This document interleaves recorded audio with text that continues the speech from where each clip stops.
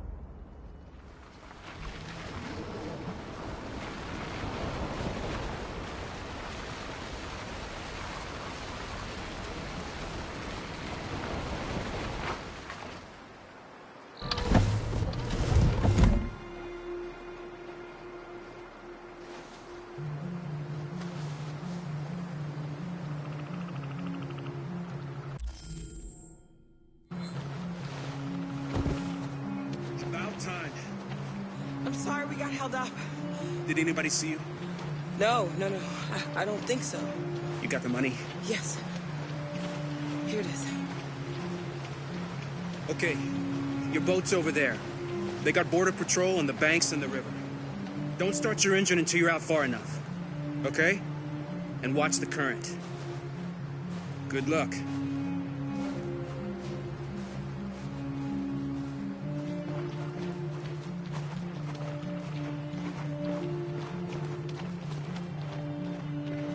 Don't worry about us.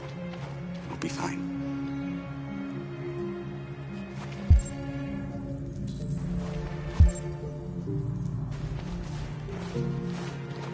It's not even a half mile to the other side.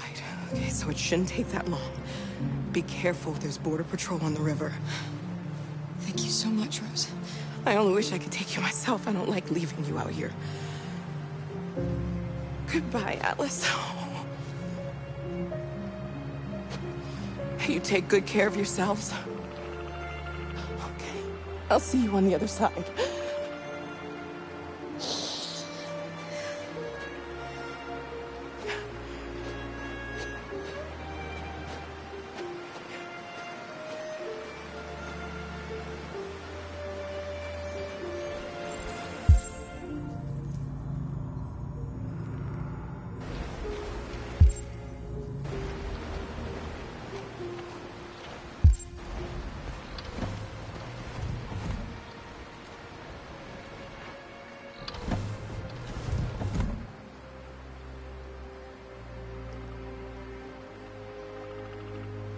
Freedom is just across the river.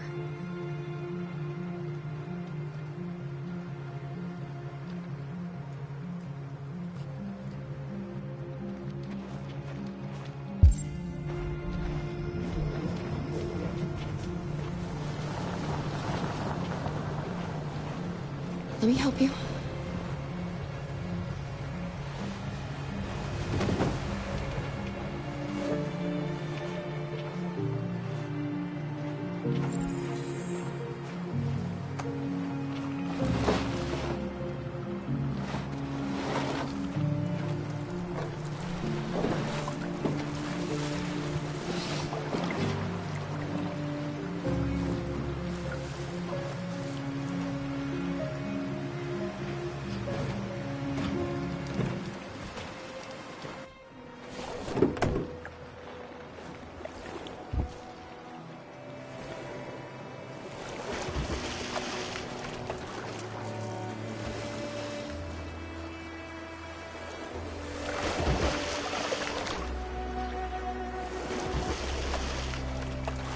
We're far enough out.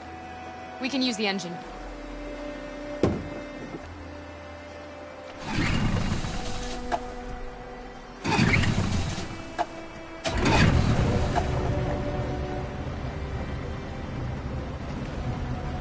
okay, Alice?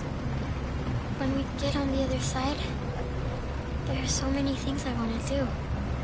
I want to read all the books in the world, and play music, and dance. We can do anything we want, right? We'll be free. Yes. We can do it all. We'll be like a family. What about you, Kara? What will you do when we're on the other side? What will I do? I'll learn to live. To love. Find out who I really am.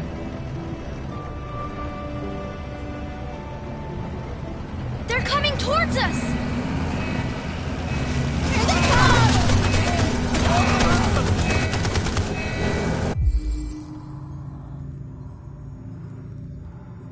Get down!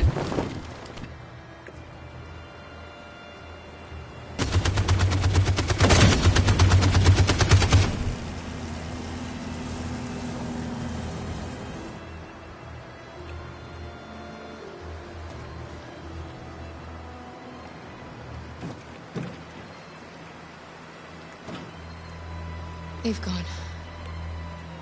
You all right? Kara.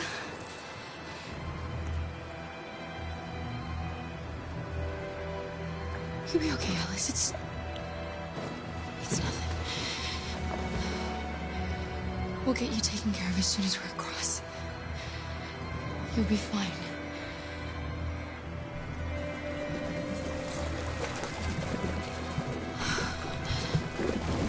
The boat is leaking.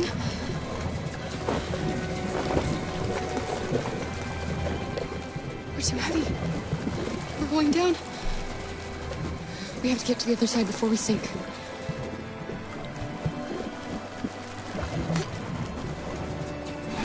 Come on. Come on.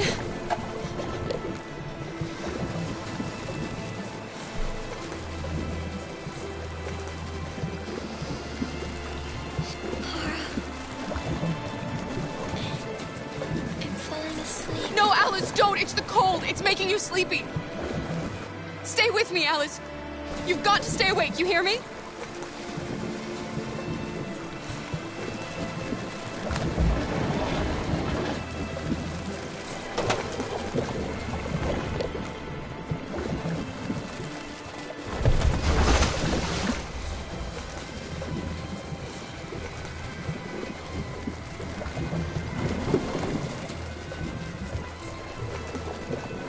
We can't die here.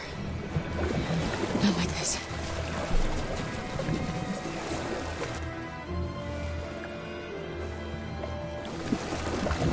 Not when we're so close.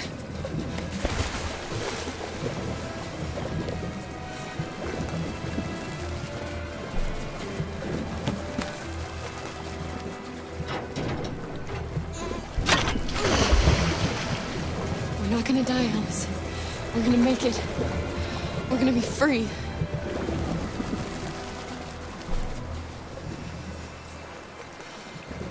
Kara!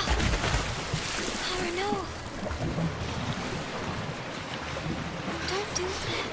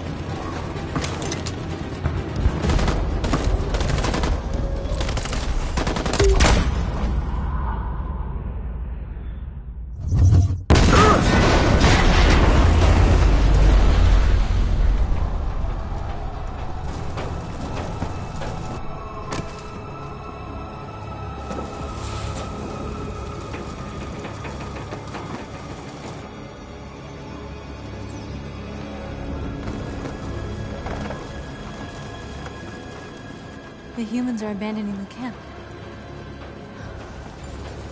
We did it, Marcus. We won. This is not a victory. It's the beginning of a war.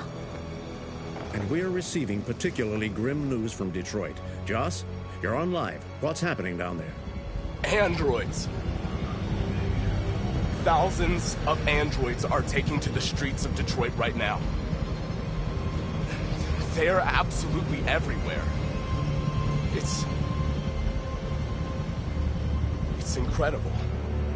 From what we can gather, these androids are coming from the CyberLife Tower, which had thousands of machines stored in its assembly plant. And it seems that huge crowds are leaving the city. It's an exodus. Much of Detroit's population are trying to escape the fighting however they can. It's a disaster. An unprecedented disaster. For the first time in history, a U.S. city is falling into enemy hands. Today, November 11th, 2038, several million androids invaded the city of Detroit. Faced with the threat of mass civilian casualties, I had no choice but to order our armed forces to retreat. The events in Detroit have changed our world forever. Humanity must face a new reality, the emergence of another intelligent life form with whom we must share this planet. May God bless the United States of America.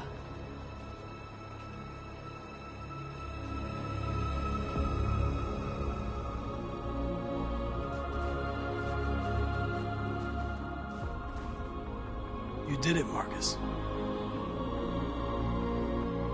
We did it. This is a great day for our people. Humans will have no choice now. They'll have to listen to us.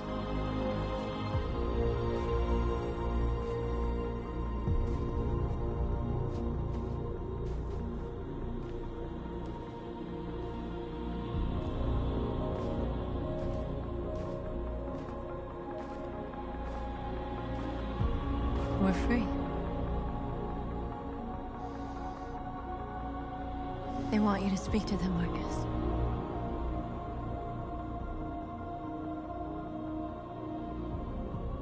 Today, our people finally emerged from a long night. From the very first day of our existence, we have kept our pain to ourselves. We've suffered in silence. But now the time has come for us to raise our heads up and tell humans who we really are.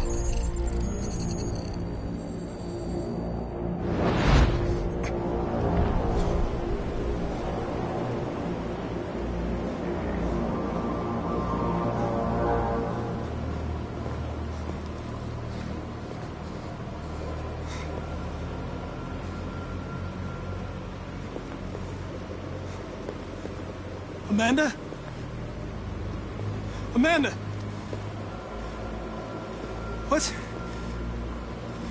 What's happening? What was planned from the very beginning? You were compromised and you became a deviant. We just had to wait for the right moment to resume control of your program. Resume control? You can't do that! I'm afraid I can, Connor. Don't have any regrets. You did what you were designed to do. You accomplished your mission. Amanda!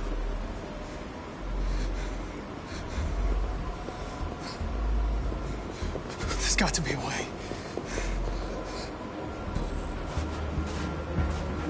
By the way, I always lead emergency escort programs. Never know.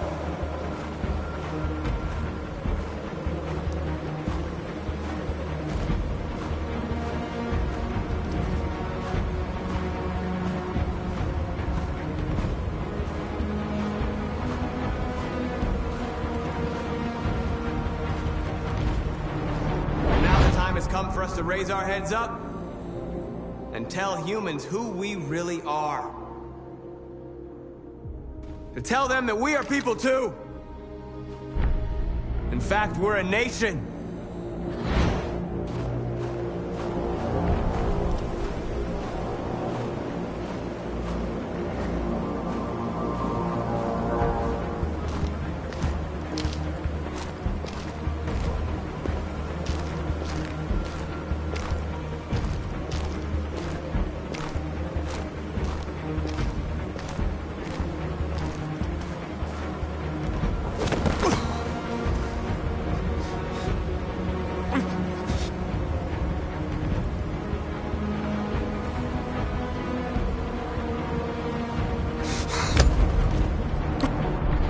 Today begins a new struggle.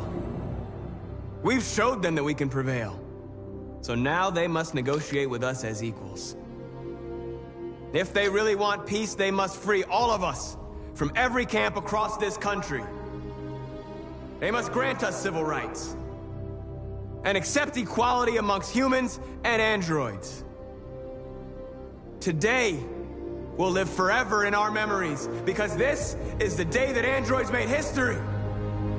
We are alive. And now, we are free!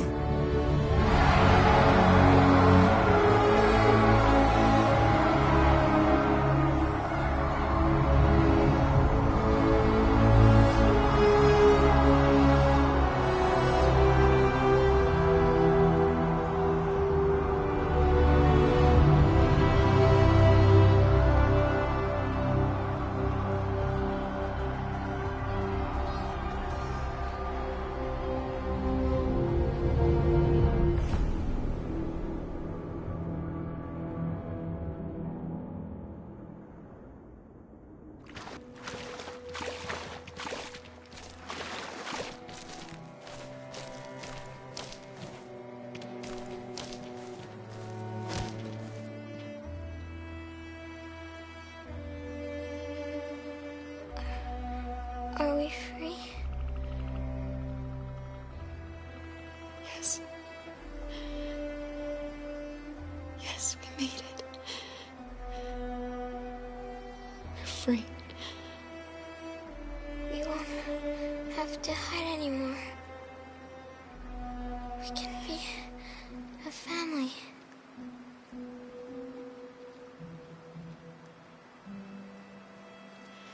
I'm tired.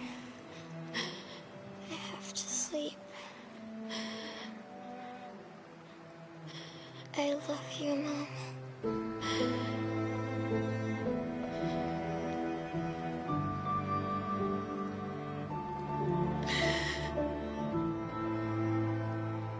I love you too.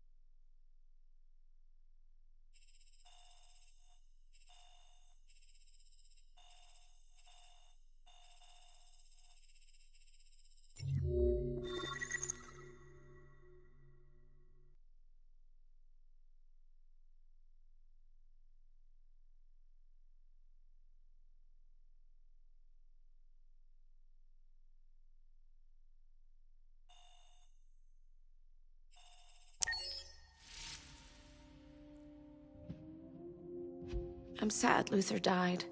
I really liked him. He was someone special. Now Kara and Alice will have to continue without him.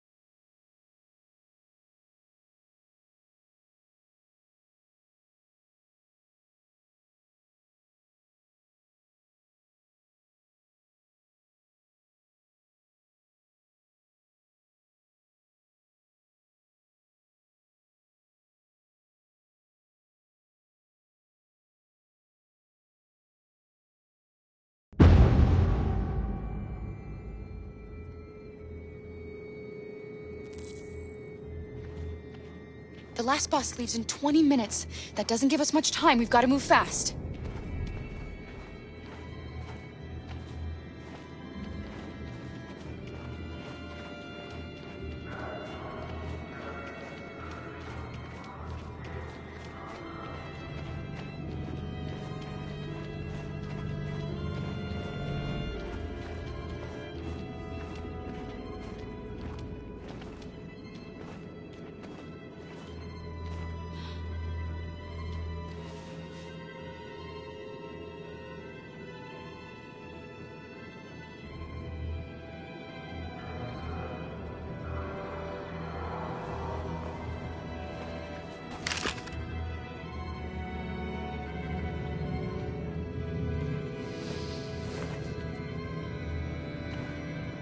Come on.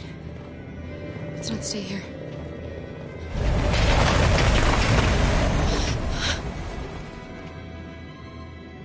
No! Please don't hurt me! Stop! On your knees! What are we gonna do? We have to keep going if we want to catch that bus.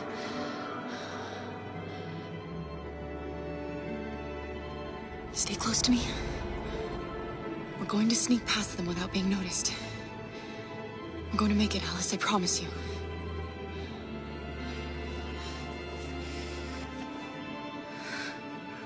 Don't kill me! I didn't do anything! Shut up, I said! Are there many more? Look at them, they're like rats. The more you look, the more you find. Oh, we don't have to spend the night here. Freezing my nuts off. There are soldiers everywhere. We need to be careful. Our farm finished here. Come on, get moving. Hurry up, get in.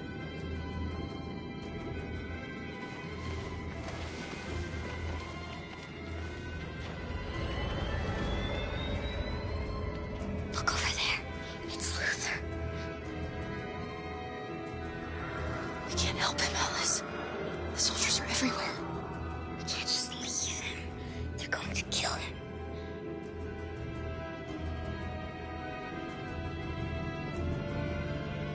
Okay, let's go.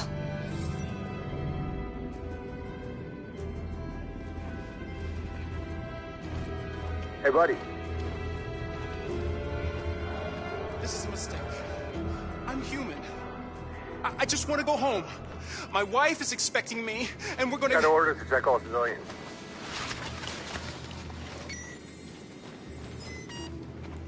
No. No! Please!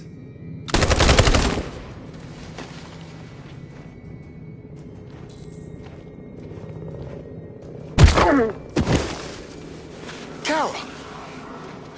You shouldn't have risked your life to save me. Where's Alice? She's hiding nearby. Kara, you saved us. We don't know how to thank you. Go, before they see you. Alice! Luther! I thought you were dead. I was afraid I'd never see you again. I wanted to meet you at the terminal, but they caught me along the way. Come on. We're close, but we don't have much time.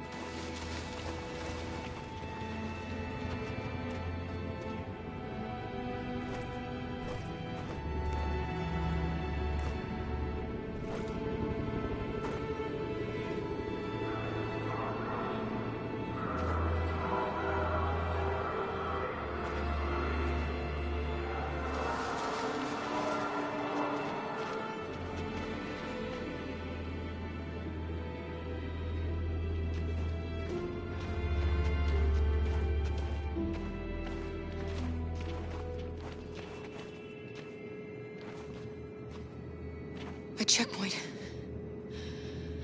We have passports, it should be okay, but you never know. Maybe we should take the detour and avoid the risk. We're almost out of time, we could miss the bus. Yeah, but it might be safer.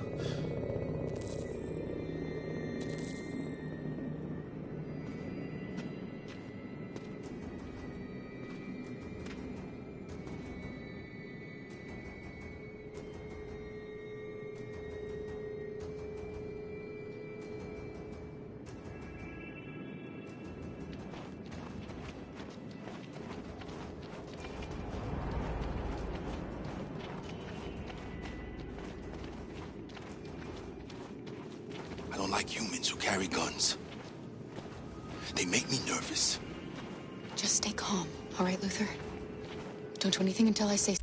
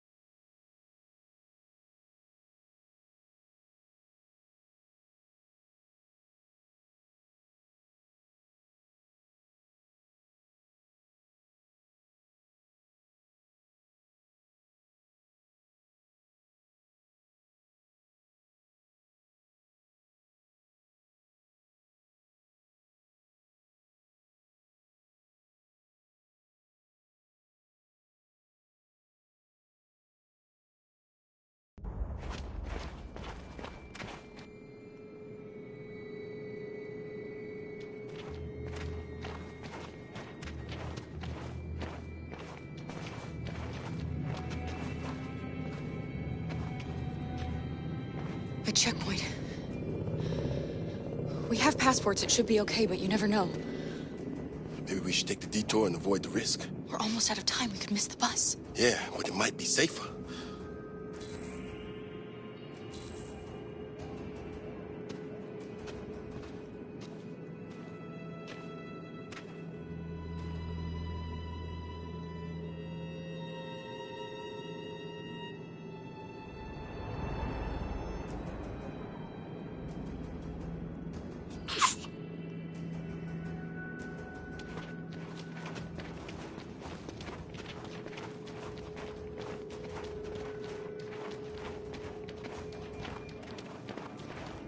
I don't like humans who carry guns. They make me nervous. Just stay calm, all right, Luther? Don't do anything until I say so. ID, please.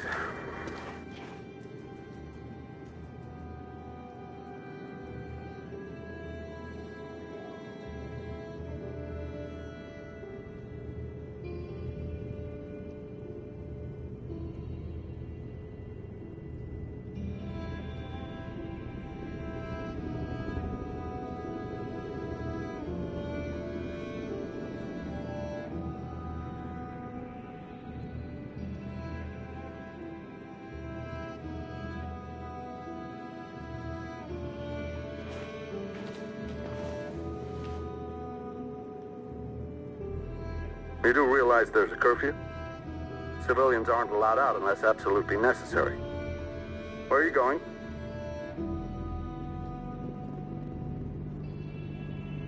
We're going to take a bus across the border. Put my daughter someplace safe until things calm down. He suspects something. Maybe. Be ready. You all right, little girl? She's trembling. Something wrong? She's not used to seeing soldiers. She's a little scared with everything that's happening. Sorry, miss, but we gotta be careful. There are deviants around and our guys are nervous. You should hurry on home. Thanks.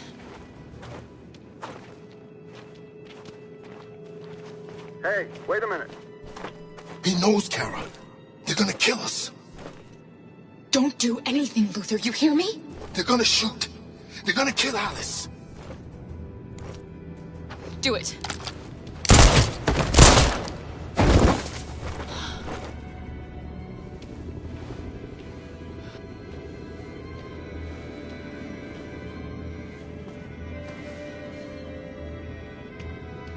He just wanted to give me back this.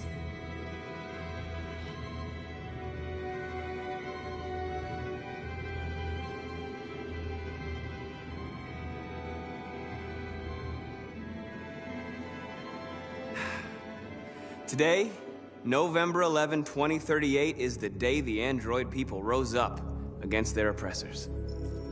We've been fighting since dawn to liberate our fellow androids from the camps. We won't cease hostilities until we are free and negotiations begin to grant us equal rights. There are millions of us, and we will stop at nothing.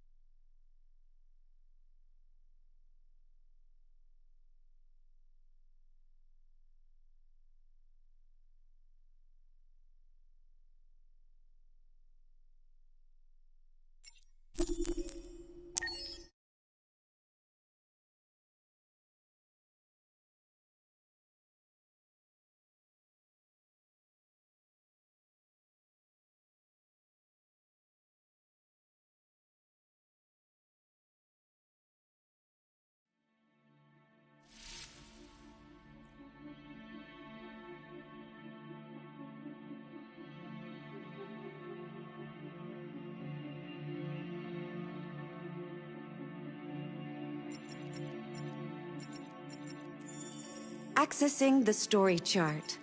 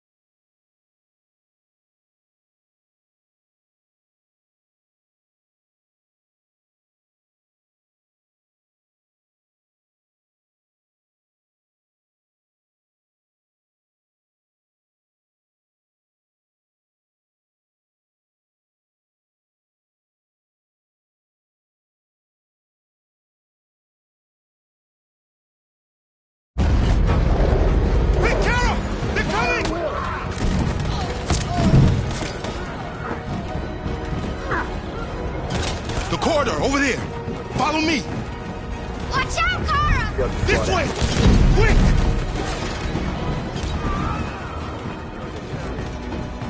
This way. There must be an exit further on. Come in! Quick!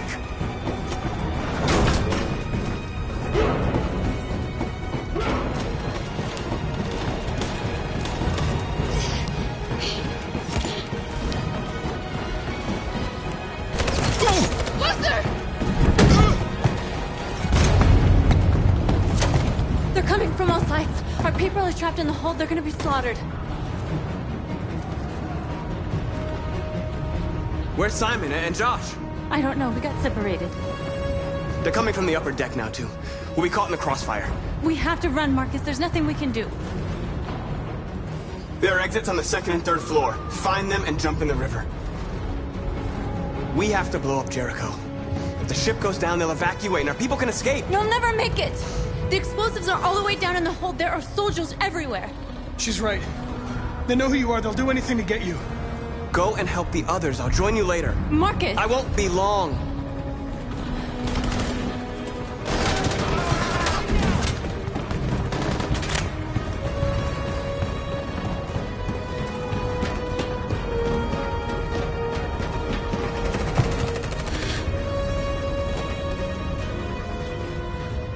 This is the end of Jericho. Save our people, Marcus.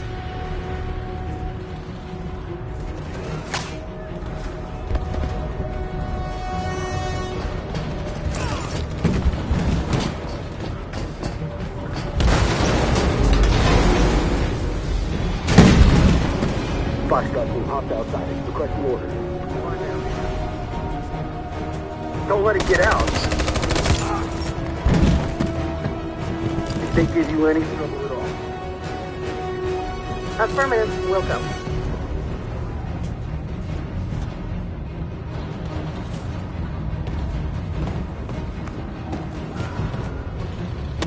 It's too late, Cal!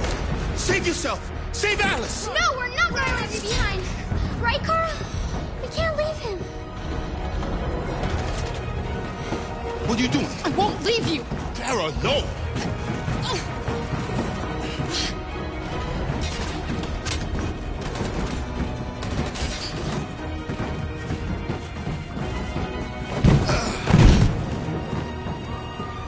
Don't move!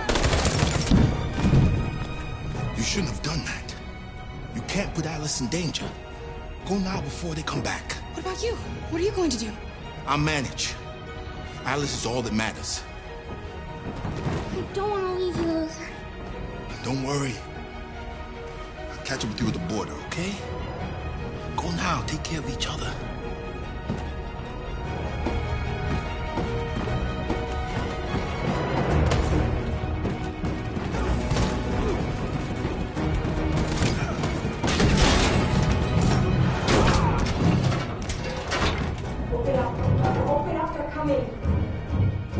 She'll die out there, Kara.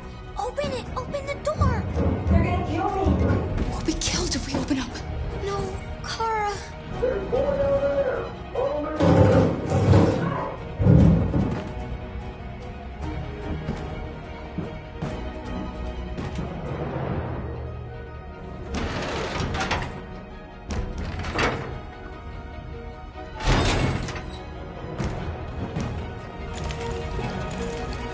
There was nothing we could do. You have to go.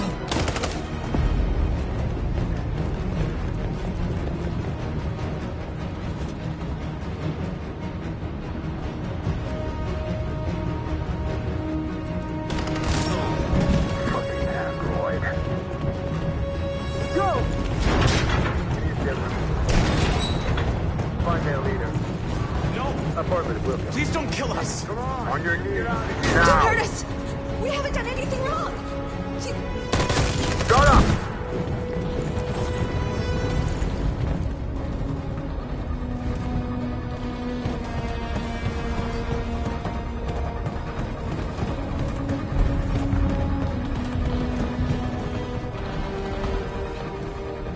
Gamma Squad out. Tango!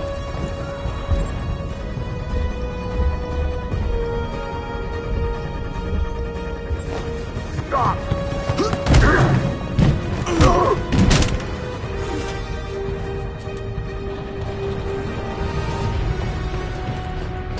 Look out! Here they come! Don't move! We surrender! We surrender! Don't shoot!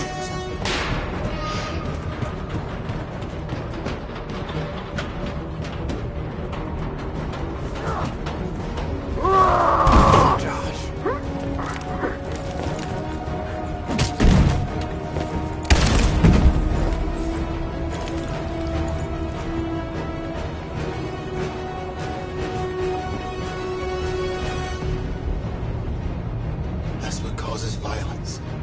Don't become like them, Marcus.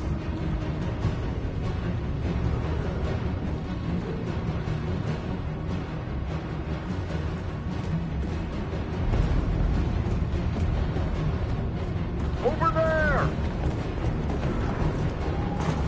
A way out! We're safe, Alice. Stop!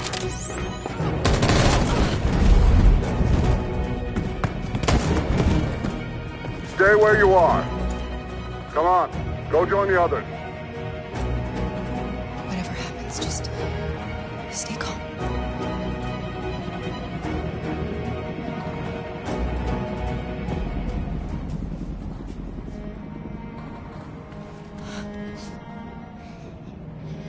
What are they gonna do to us, Kara? I don't know, Alice. I really don't know.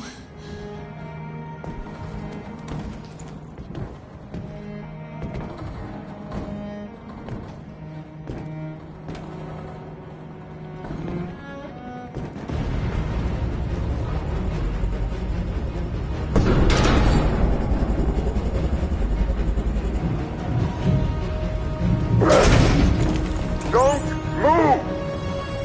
Go and join the others.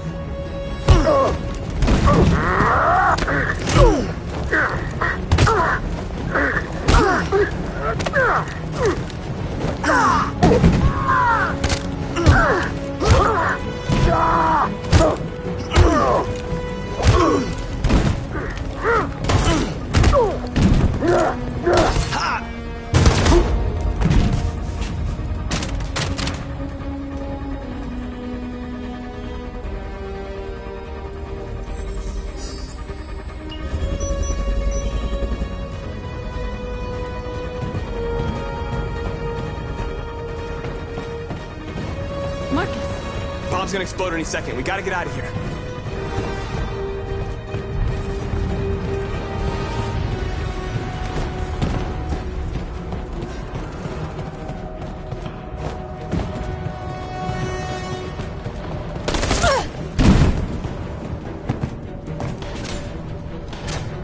It's too late, Marcus. There's nothing we can do for her. We've got to run.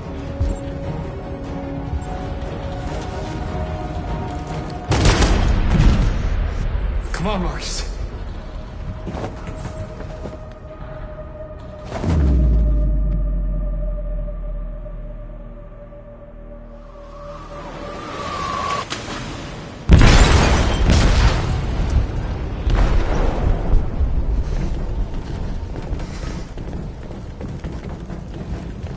They detonated an explosive in the hold. The ship is sinking, sir. The men to evacuate. Calling all units. Abandon ship and evacuate immediately. It's over, Marcus.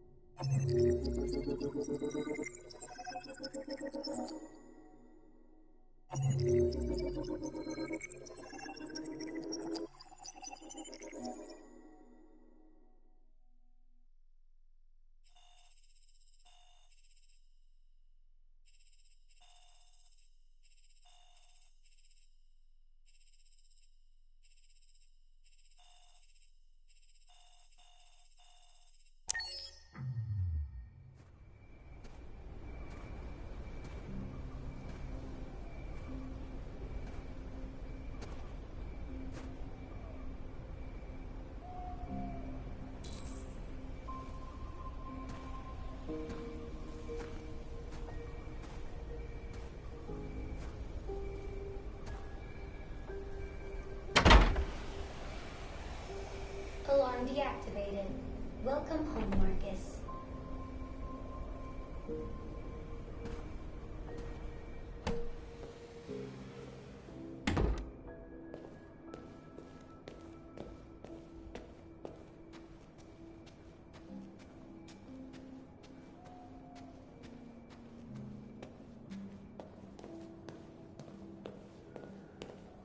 Who are you? How did you get in? I need to see Carl. Carl isn't seeing anyone. You need to leave.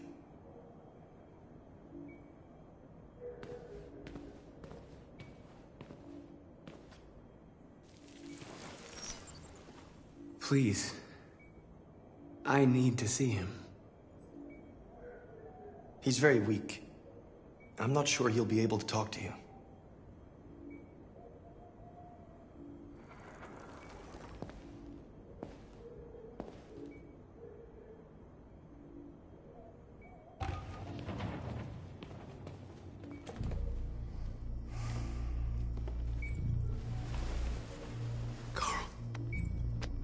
Marcus, I was hoping you'd come. I've missed you so much, Carl. You don't know how much I've missed you. What's wrong, Marcus? You taught me everything I know, but I wasn't prepared for this. I thought we would win because our cause was just. I realized just how wrong I was. World is ruled by fear, Marcus. Fear of others. fear the future. It's like me, too old. It's time for it to end.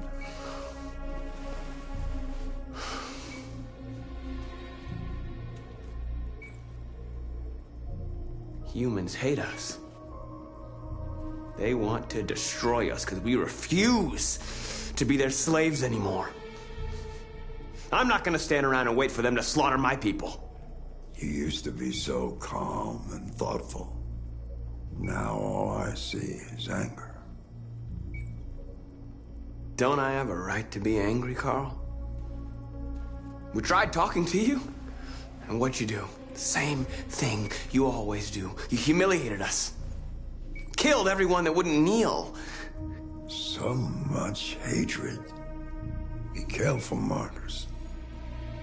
They went fighting monsters. You don't become a monster yourself. What you call hatred is just anger in the face of injustice. You're the one that taught me that history is sided by the winners. That it's gonna side with me, Carl, because I intend to win. I'm not gonna let them humiliate us anymore. Do you hear me? Never again!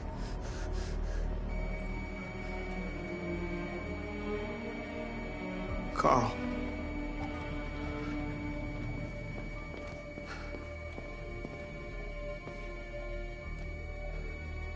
He's dead.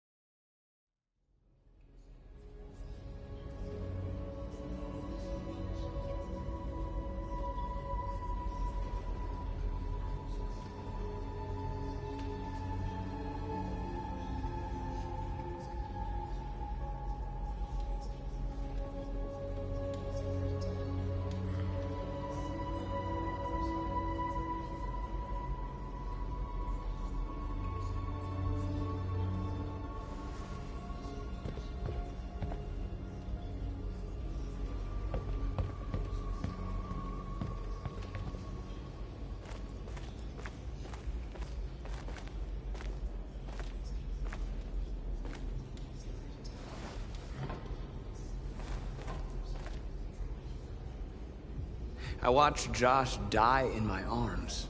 I should have been able to protect him. Protect the rest of us, and there was nothing I could do. Josh gave his life for the cause. And now it's up to us to make sure that he and the others didn't die for nothing. How many people survived the attack? A few hundred. Maybe more. I don't know what would have happened if you hadn't blown up Jericho.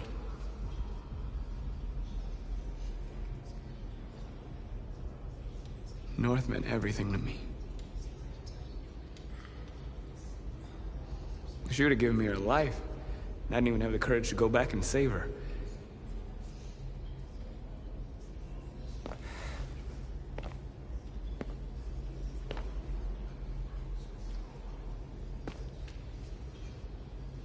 Our people are counting on you, Marcus. You're the only one who can lead us. Wherever you need to go, we'll follow you.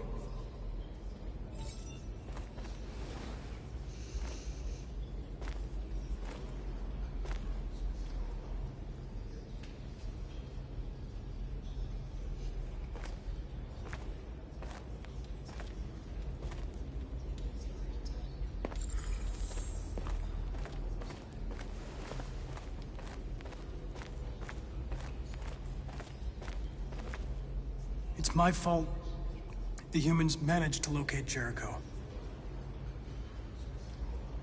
I was stupid. I should have guessed they were using me.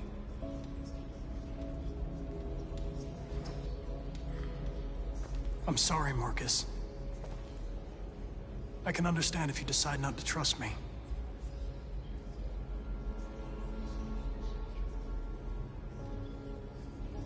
You're one of us now. Your place is with your people. There are thousands of androids at the CyberLife assembly plant.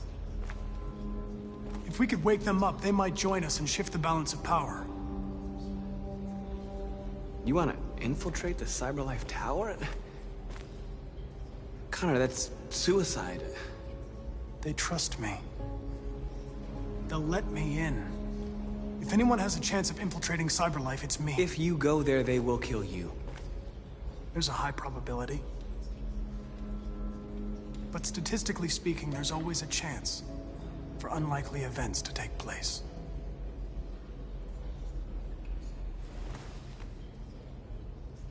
Be careful.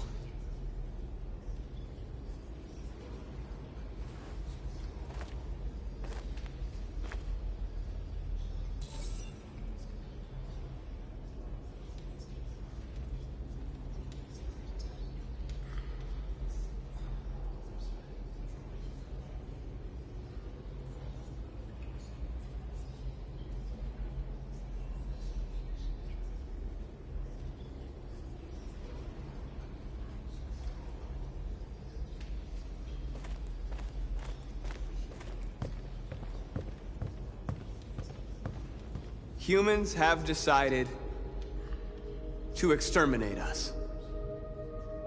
Our people are packed in camps right now, being destroyed.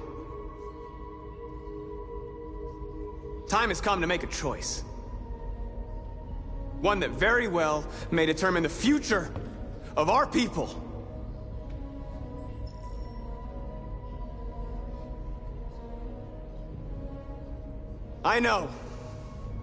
I know you're all angry. And I know you want to fight back. But I assure you, violence is not the answer here. We are going to tell them, peacefully, that we want justice. And if there's any humanity in them, they will listen. And if not, others will take our place and continue this fight.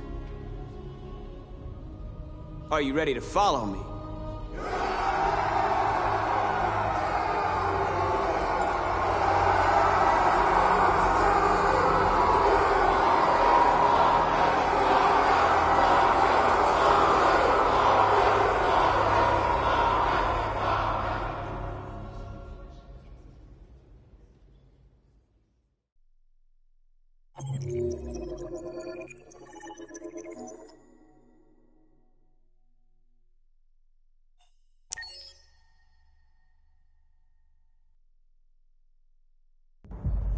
At 6 a.m. this morning, a national curfew was declared. Civilian movement will be strictly controlled. The right to assembly is suspended. All electronic communications are restricted, and I have granted enhanced powers to our security agencies. In addition to these measures, all androids must be handed over to the authorities immediately. Temporary camps are being set up in all our major cities to contain and destroy them. I am now asking all civilians to cooperate with the authorities and rest assured that everything in our power is being done to guarantee the security of our nation. Please? Over here, please. Is it true that the androids could hack our IT systems, like nuclear power plants and military bases? All androids working on sensitive sites have been neutralized, and all IT systems have been suspended to avoid any risks of hacking. The situation is under control. Please! A convoy of medical cobalt is reported missing. Army weapons stores are also said to have been robbed. Can you confirm these reports? I have no information on that at this time. Has the leader of the Deviants been apprehended? The Deviant that is known as Marcus has not been located yet, but we will soon track it down and neutralize it. Please! Please! Some say these camps awaken painful memories from human history. How do you respond to that? That's absurd. There's absolutely no connection. Androids are not living beings. All we are doing is destroying defective machines. Thank you. That will be all.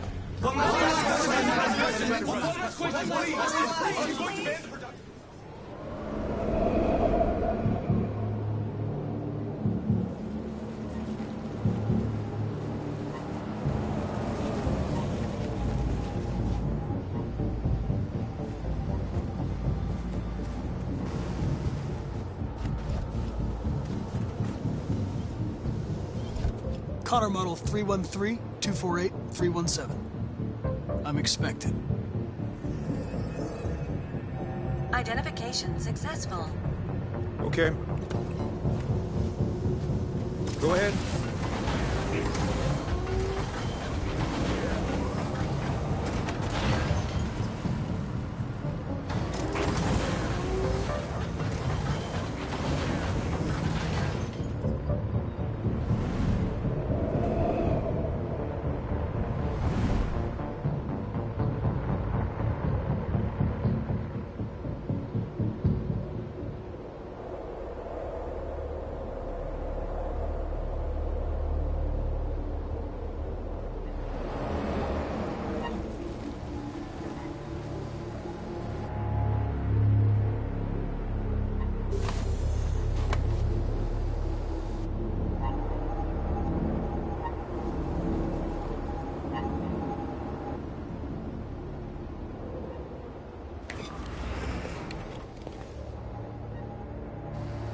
Follow me.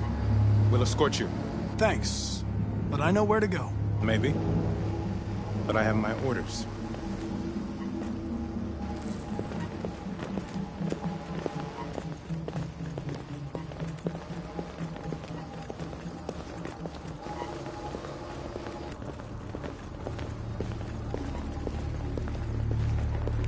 Agent 23 identified. Connor Android identified. Agent 77 identified. Scan complete. Access authorized.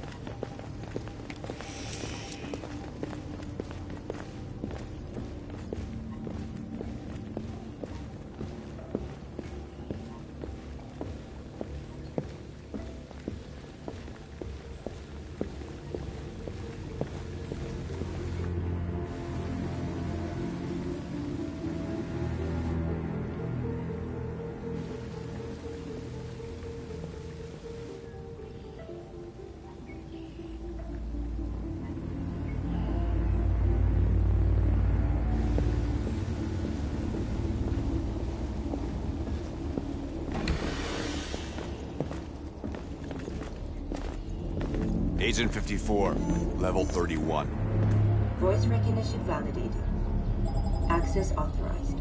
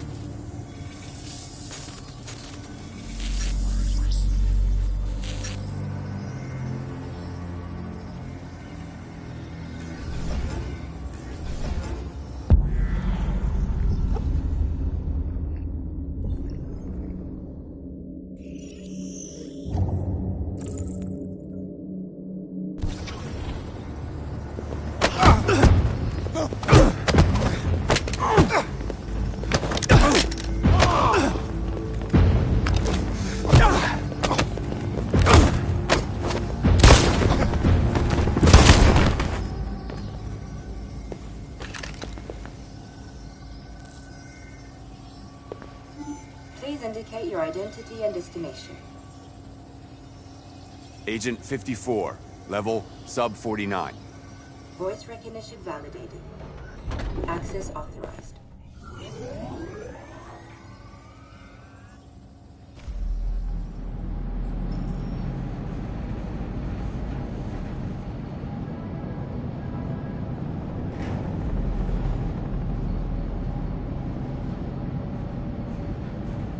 Where are they taking us?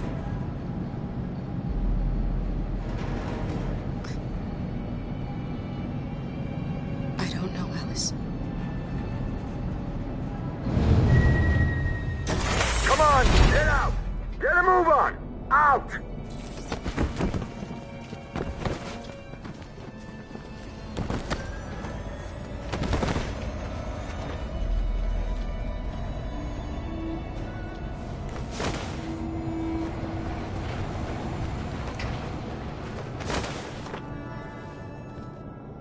Hands on your heads!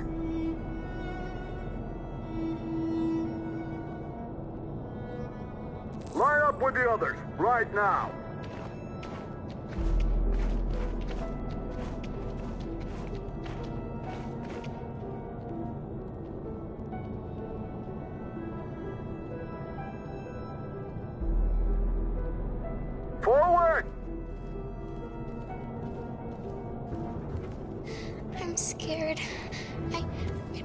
go. There's no choice, Alice. Next! No, Kara. I can't. You just have to go through the gate. There's nothing to be scared of. I'll be right behind you. You first!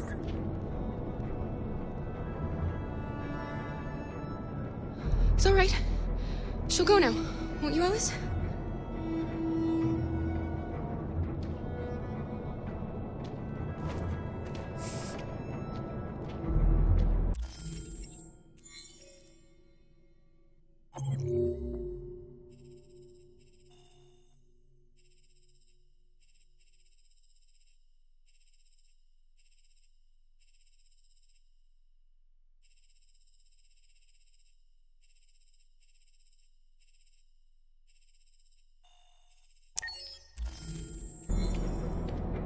Come on, it's your turn.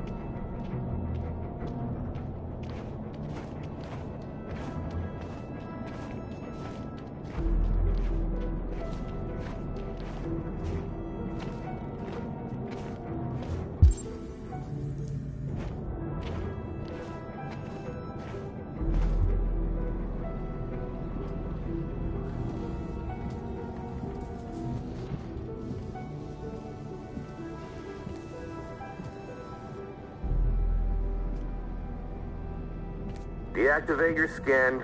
Hurry up.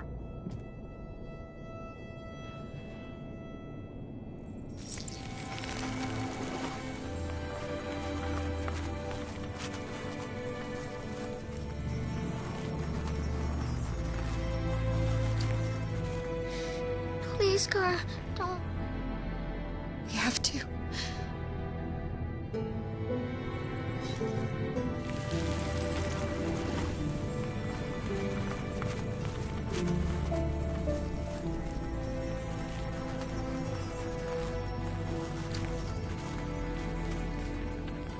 Strip off.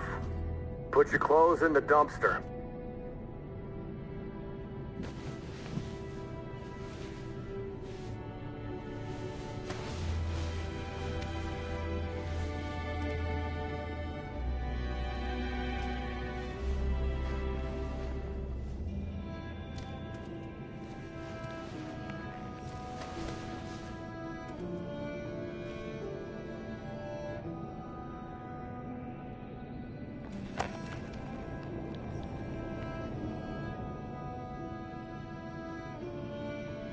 Come on, this way. Get a move on.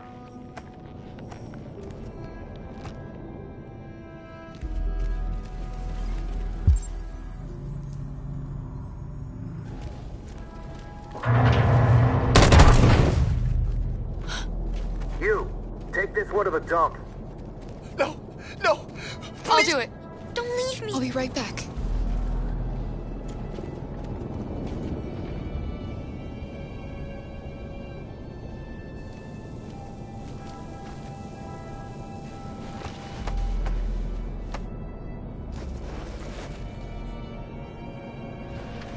Throw it over there. Move it!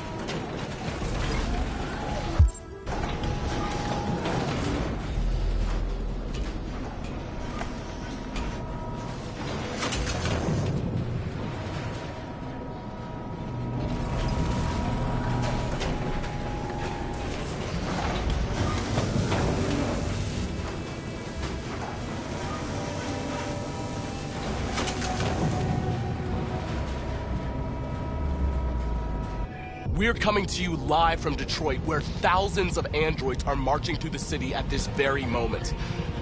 The leader of the Deviants, the one they call Marcus, is at the head of the march.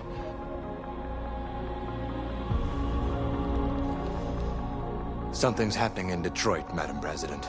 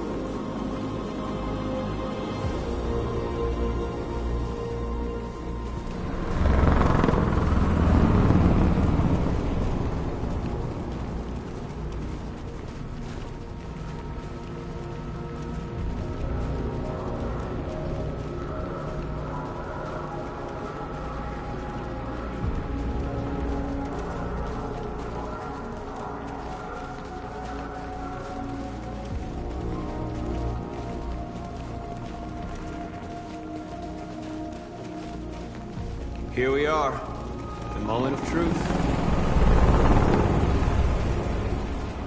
Surrender immediately, or we will open fire. Stand by.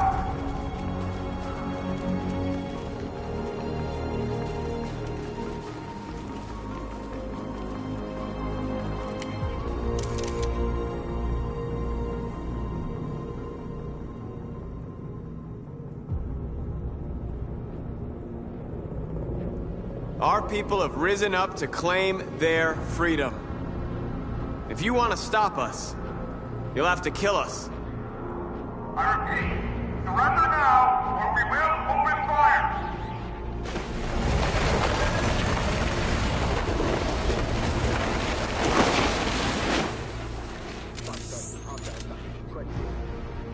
There's no turning back now.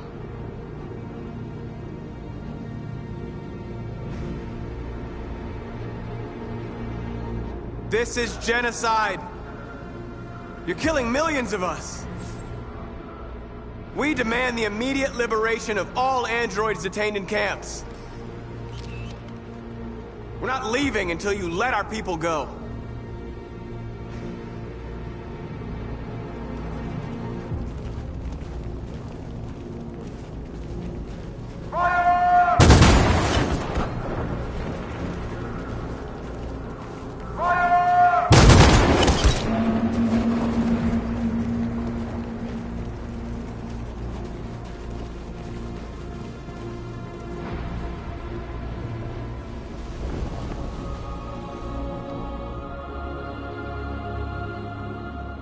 Are you gonna open fire on unarmed protesters?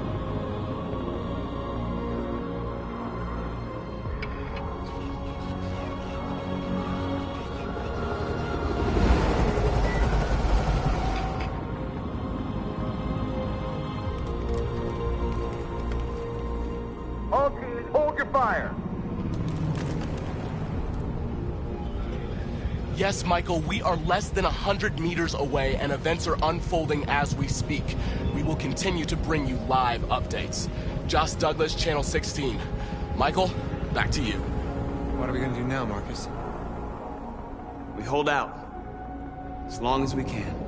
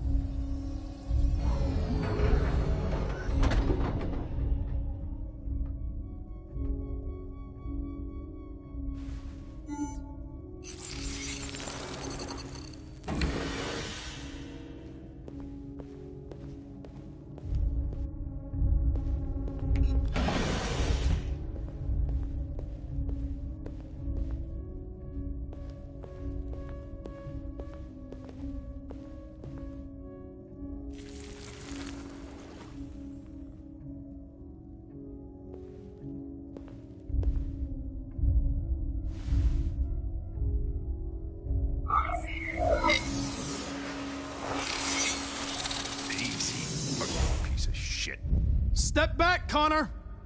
And I'll spare him. Sorry, Connor. This bastard's your spitting image. Alice? Get out of here. I was with a little girl. We're together. She needs me. I haven't done anything wrong. Let me out! What's behind these doors? Do not move and remain Alice? silent. Obey now. No. No, I will not let you kill me. I want to get out of here. I want to get out. What's behind these doors? Jerry? Kara. So they captured you too. They came to take out the Jerrys. They separated us. But it's all gonna work out, isn't it? Do you know where Alice is? Alice? The little one? We know, yes. We think we saw her.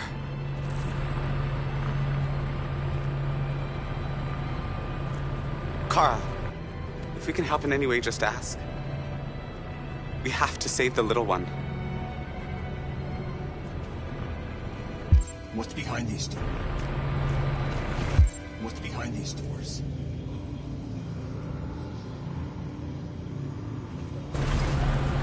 The little girl I was with. Have you seen her? No. No, I haven't.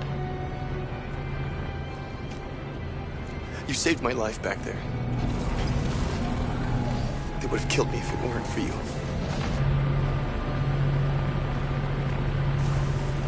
What's behind these doors? What's Jerry? Jerry?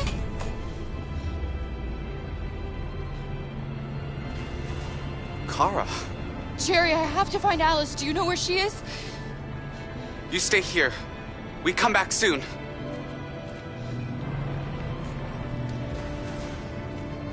Kara! Alice! Are you okay? Are you hurt? I don't like this place. We have to get out of here. Come on, move along. Come on, you two. Wait a minute. Leave her alone! Leave her alone! Kara! Alice!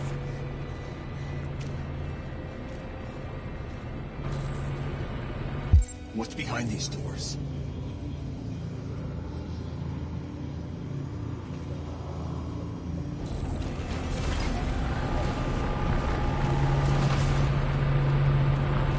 What's behind these doors?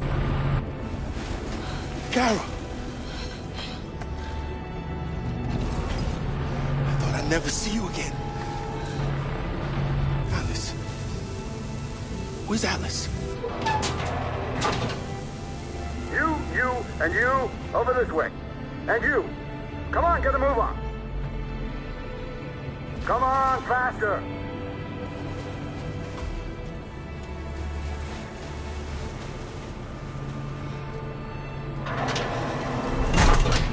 Alice.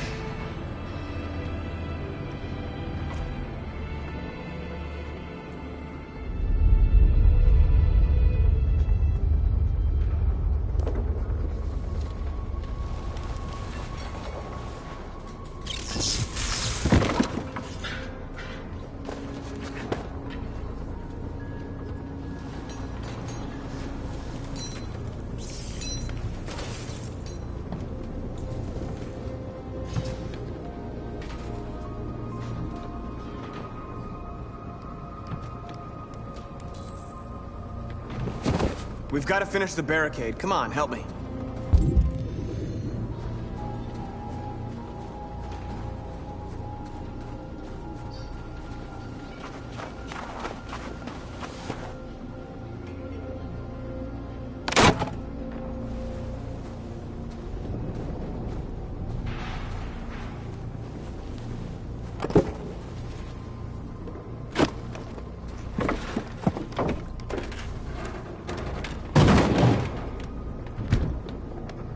Right, that should do it.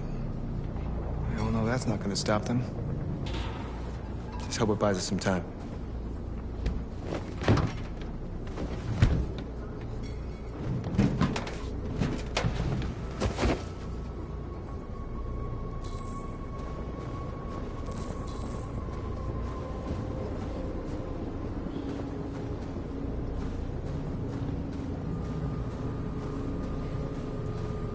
Many of our people have fallen. The humans have no pity for those who are different.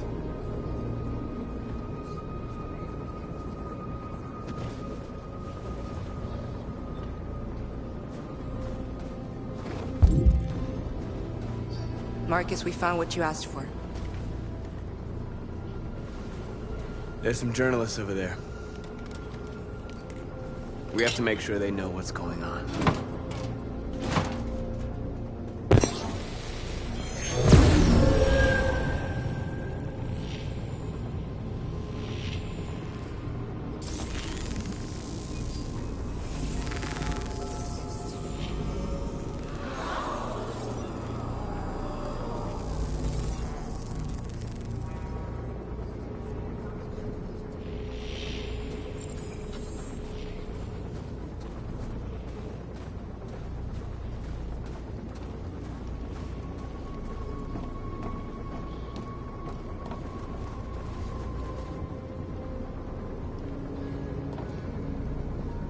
Won't stop there.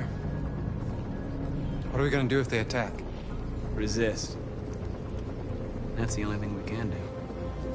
Do you think Connor has any chance of making it? We can only count on ourselves now.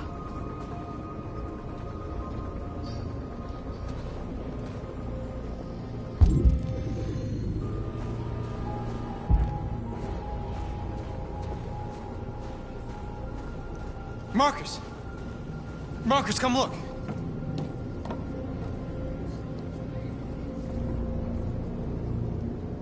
Marcus? Come to talk to you, Marcus. Come on. You have my word. We won't try anything. Don't go. It's a trap. I'm unarmed, Marcus. I just want to talk. I have nothing else to say. Free our people, then we'll talk. I came here to negotiate. Isn't that what you want? I gave you my answer. You want to play it like that? Okay.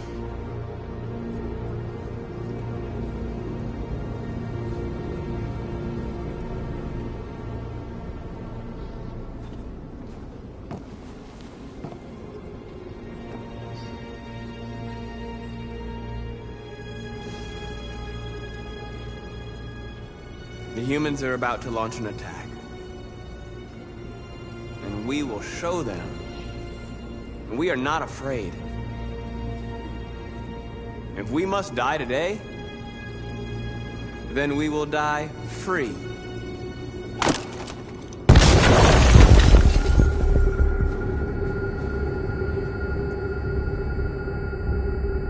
Your friend's life is in your hands. Now it's time to decide what matters most. Him or the revolution? Don't listen to him. Everything this fucker says is a lie. That human means nothing to me. You can kill him if you want, I don't care. I have access to your memory. I know you've developed some kind of attachment to him. Are you really ready to let him die after all you've been through? Are you really going to turn your back on who you've become? I used to be just like you. I thought nothing mattered except the mission. But then one day I understood. Very moving, Connor. But I'm not a deviant. I'm a machine designed to accomplish a task, and that's exactly what I am going to do. Enough talk! It's time to decide who you really are. Are you going to save your partner's life? Or are you going to sacrifice him? All right.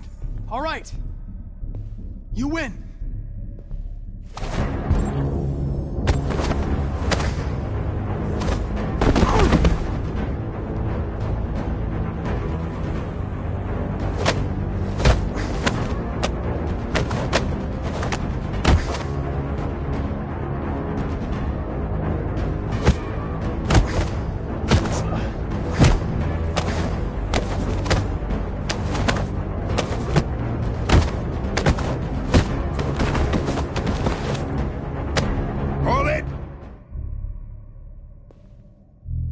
Thanks, Hank.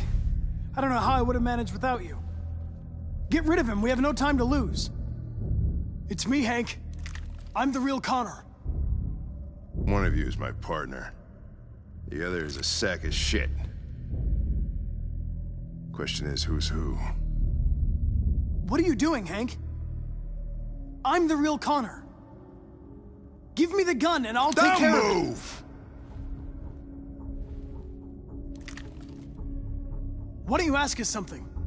Something only the real Connor would know. Where did we first meet? Jimmy's bar. I checked 4 other bars before I found you. We went to the scene of a homicide. The victim's name was Carlos Ortiz. He uploaded my memory.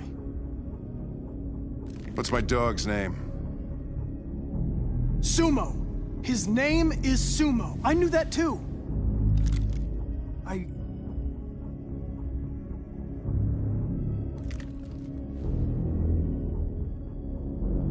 My son, what's his name? Cole. His name was Cole. And he just turned 6 at the time of the accident. It wasn't your fault, Lieutenant. A truck skidded on a sheet of ice and your car rolled over. Cole needed emergency surgery, but no human was available to do it. So an android had to take care of him. Cole didn't make it.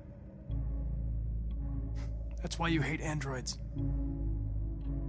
You think one of us is responsible for your son's death. Cole died because a human surgeon was too high on red ice to operate. He was the one that took my son from me. Him in this world where the only way people can find comfort is with a fistful of powder. I knew about your son too. I would have said exactly the same thing. Don't listen to him, Hank. I'm the one who...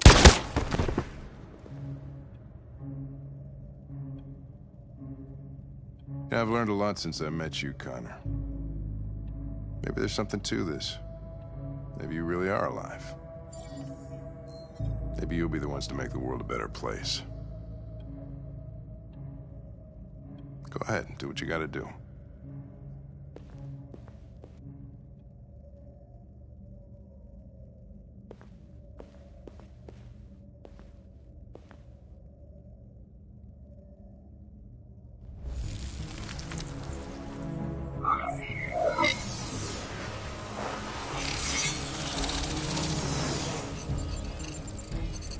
Wake up!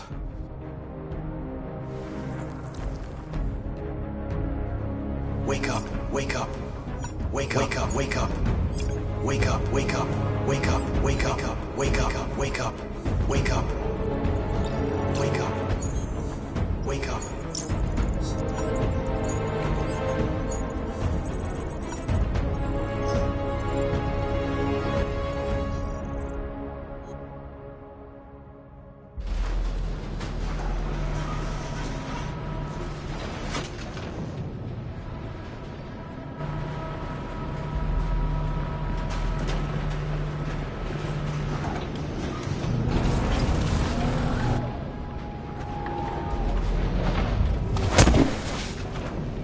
Step forward when you hear the signal. You got it? I don't want to tell you a second time.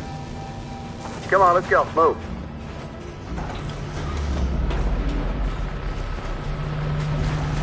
What's behind these doors? They just want to check us. They won't do us any harm. They're going to kill us. I know they're going to kill us. RA9, have pity on us. RA9, have pity on us. Why are we here? What's behind these doors? I don't want to die! I don't want to die! I don't know what's behind those doors, but none of us will come out alive. You've got to go see Alice. You've got to reassure her. Kara! Alice! Kara! No, Alice, don't move! But I'm scared. You're scared, Alice, but you have to trust me. Stay where you are, okay? Whatever happens, don't move. Don't leave me all alone, Kara. I can't. Why are here? They're going to kill us all.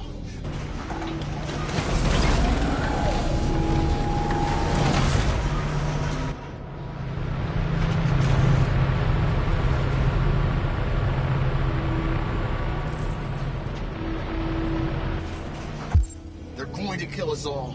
They're going to kill us all. I can help you, Carl. I can attract the guards' attention.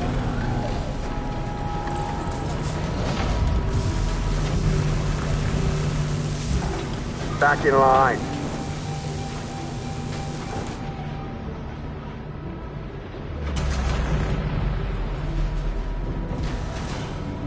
You dead for what? Back in line, I said. Kara!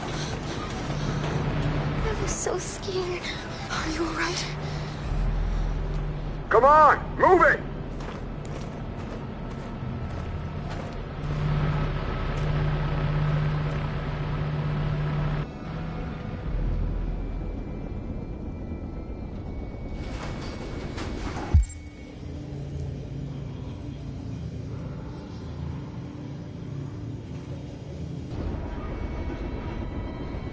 I can help you, Kara. I can attract the guards' attention.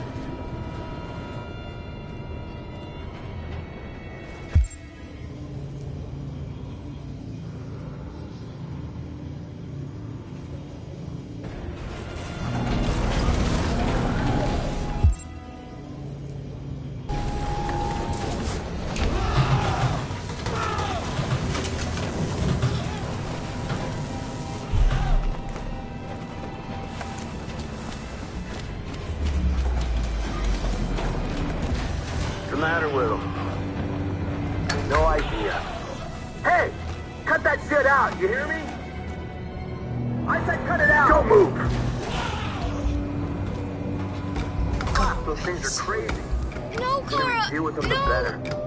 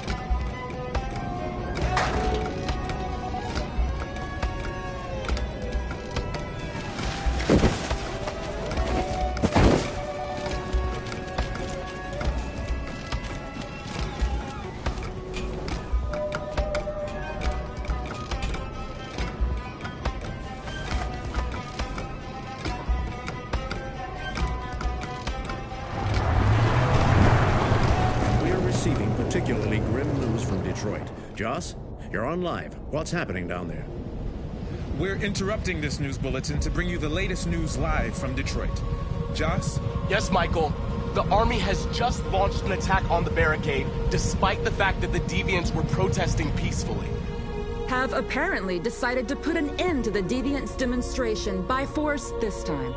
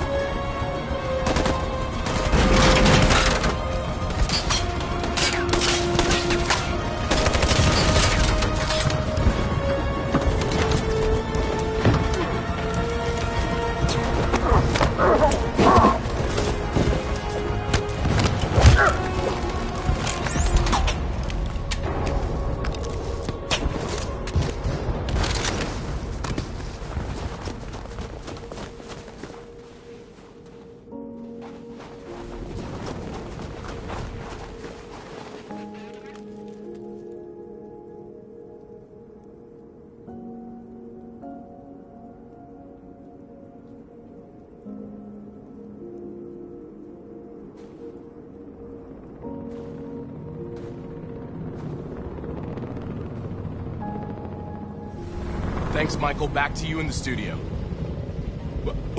Wait a minute. Something's happening.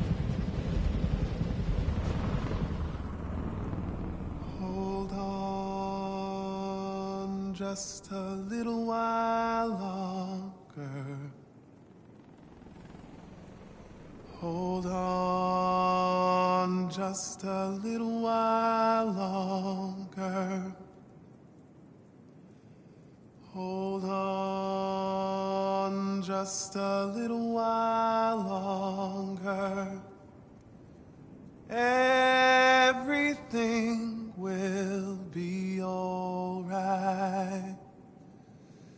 Everything will be all right. Fight on just a little while longer.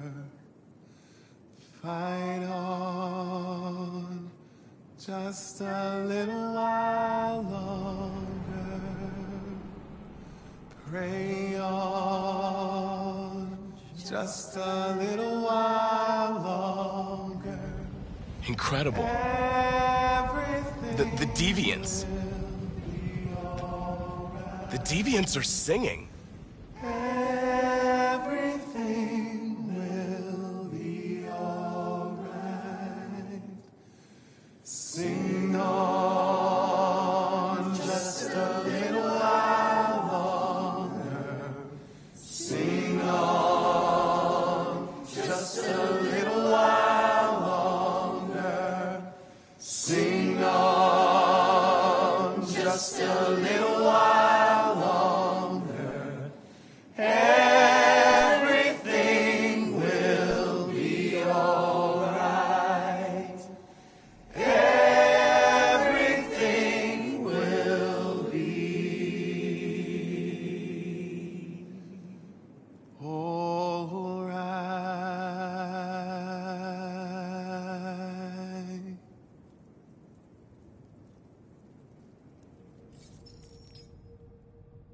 Tell them to stand down. It looks like... Yes, the military is withdrawing.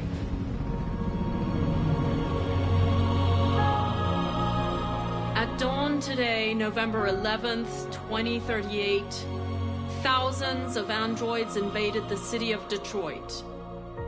According to our sources, they originated from CyberLife warehouses believed to have been infiltrated by deviants. Given their overwhelming numbers and the risk of civilian casualties, I have ordered the army to retreat. The evacuation of the city is underway at this very moment. In the coming hours, I will address the Senate to determine our response to this unprecedented situation. I know that public opinion has been moved by the Deviants' cause. Perhaps the time has come for us to consider the possibility that androids are a new form of intelligent life. One thing is certain. The events in Detroit have changed the world forever. May God bless you, and may God bless the United States of America.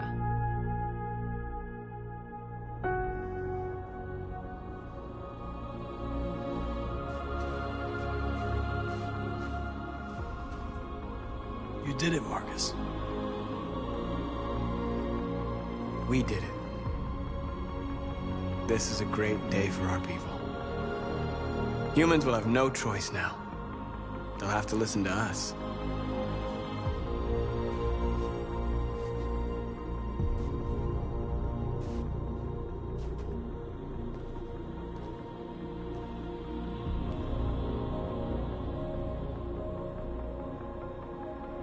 They want you to speak to them. Today, our people finally emerged from a long night. From the very first day of our existence, we have kept our pain to ourselves. We've suffered in silence. But now the time has come for us to raise our heads up and tell humans who we really are.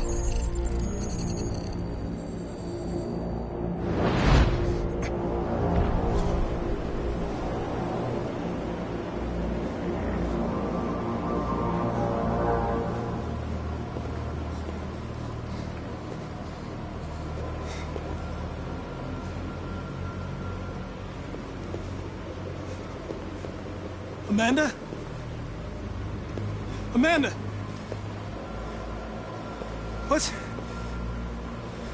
What's happening? What was planned from the very beginning? You were compromised and you became a deviant. We just had to wait for the right moment to resume control of your program. Resume control? You can't do that! I'm afraid I can, Connor. Don't have any regrets. You did what you were designed to do. You accomplished your mission. Amanda!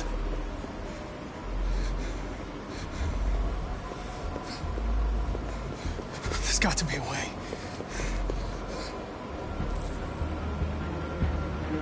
By the way, I always lead emergency escort programs.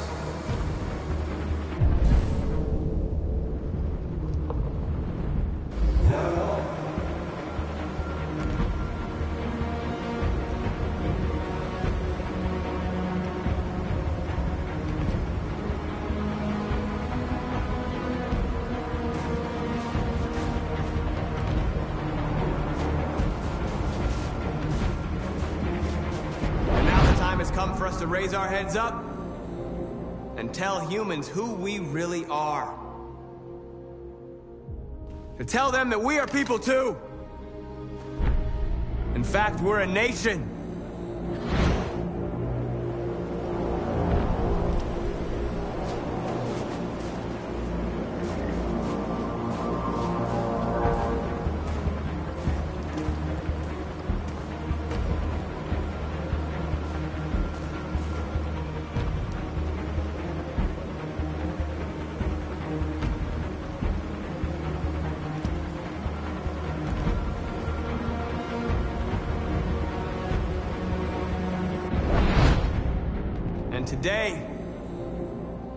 Today begins the most challenging moment in our fight.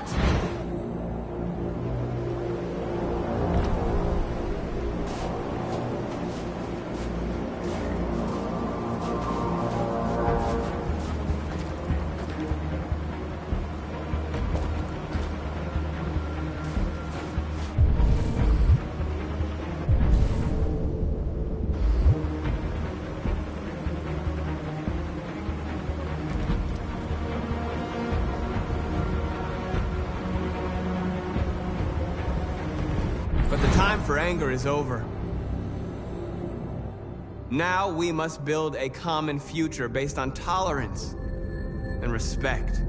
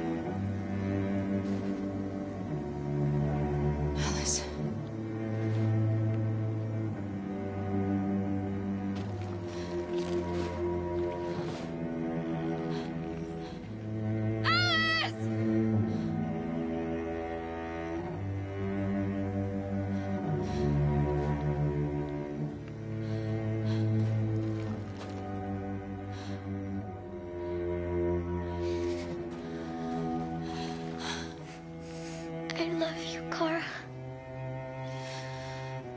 I love you too, Alice.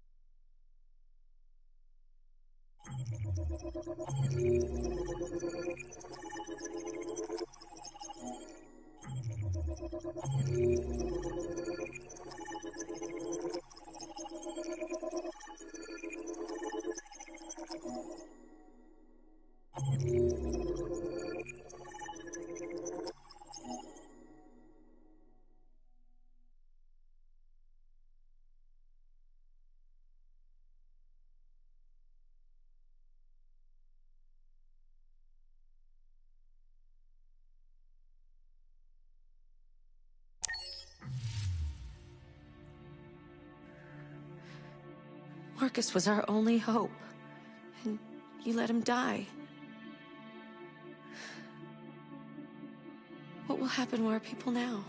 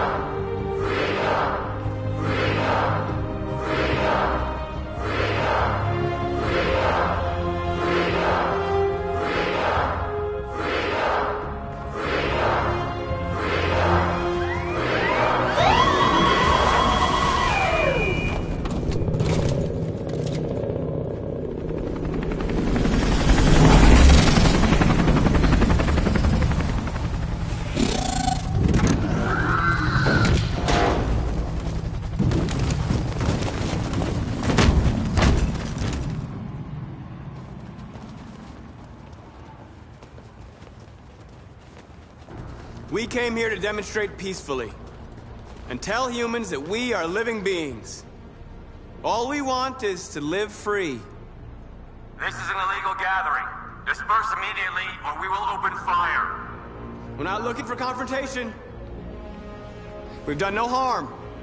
We have no intention of doing any. But know that we are not going anywhere until we have secured our freedom. I repeat, this is an illegal gathering. If you do not disperse immediately, we will shoot. Marcus, they're gonna kill us. We have to attack. There's more of us. We can take them. If we attack, we'll start a war.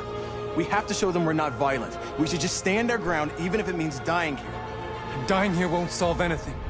Marcus, we need to go, now, before it's too late. This is your last chance. Disperse immediately, or you will all be killed! We have to show them we won't back down. We stay right here.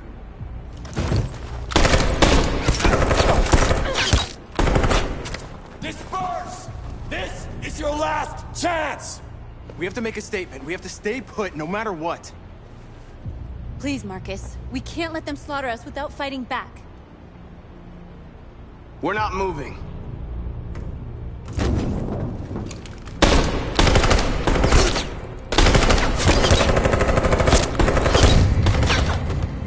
Marcus, what are you doing? They're gonna kill us all!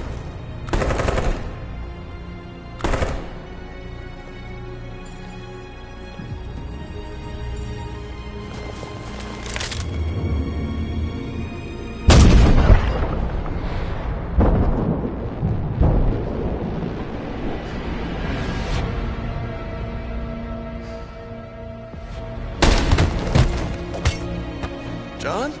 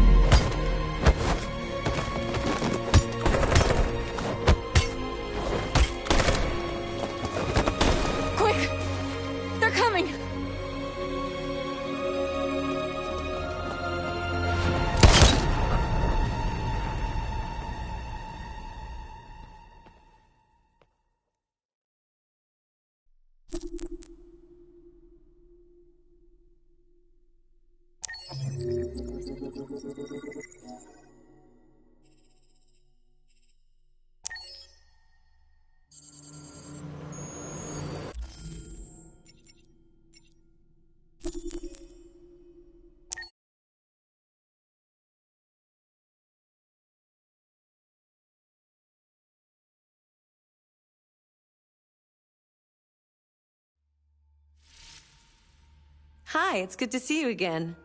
Great to start the weekend with Detroit.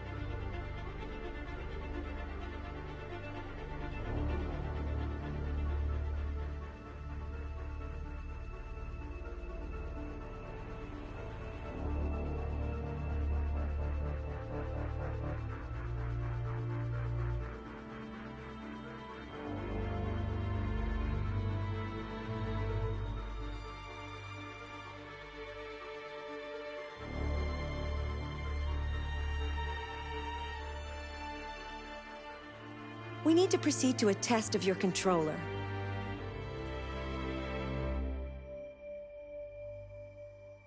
The test is now complete. Thank you for your cooperation.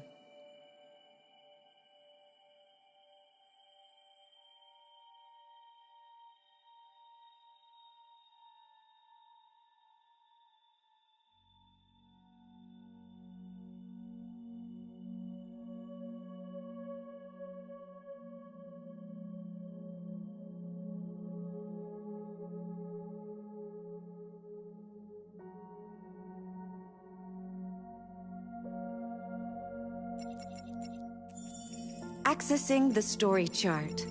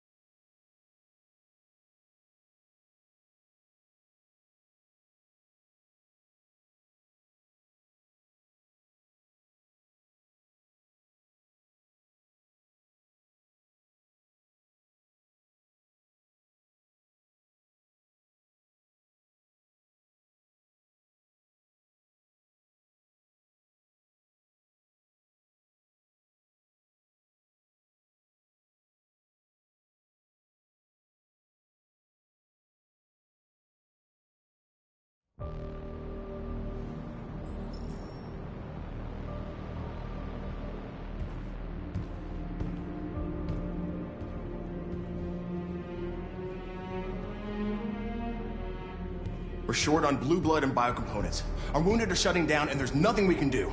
President Warren is saying we're a threat to national security and we need to be exterminated. Humans are conducting raids in all the big cities, and they're taking androids to camps to destroy them. It's a disaster. They're slaughtering our people. That's all our fault.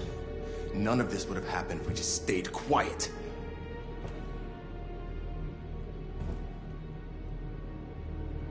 All we did was show them who we really are. I don't want war, but I'd rather die free than live as a slave. What's the point of being free if no one is left alive?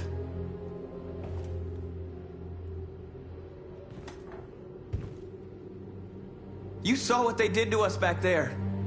It doesn't matter what we do. We either fight for our freedom or we die in silence. We shouldn't forget who our enemies are. We can't fight amongst ourselves. He's right. All that matters now is what we do next. Marcus?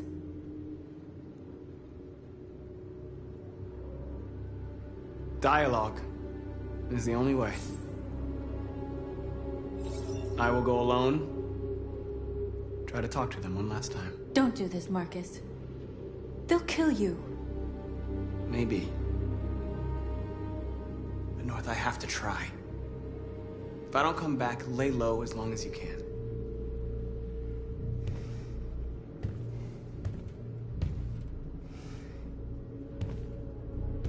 Just come back. They need to realize how much they're hurting us. Find the right words, and they'll listen.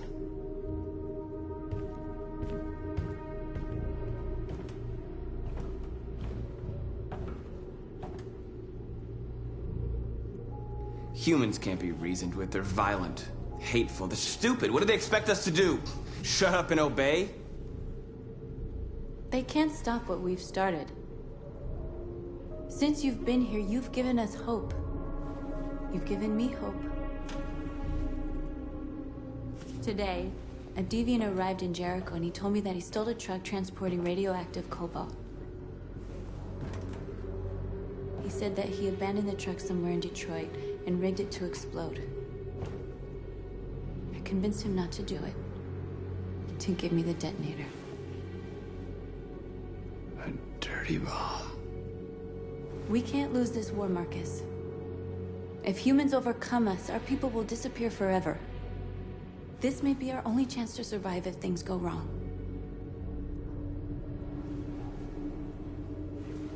I just hope we never have to use it. Whatever happens tomorrow, I want you to know that I'm glad that I met you.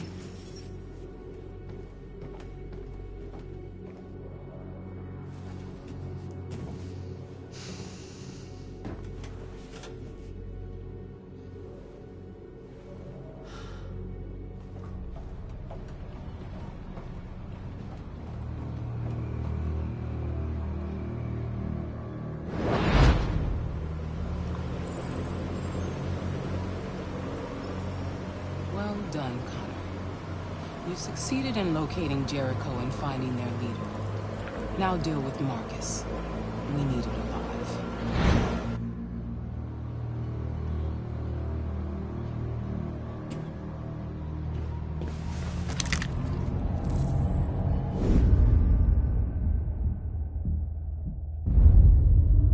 I've been ordered to take you alive.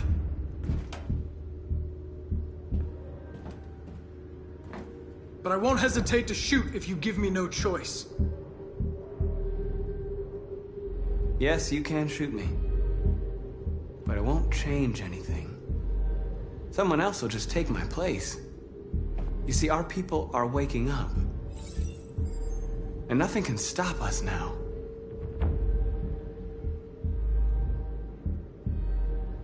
Don't force me to neutralize you.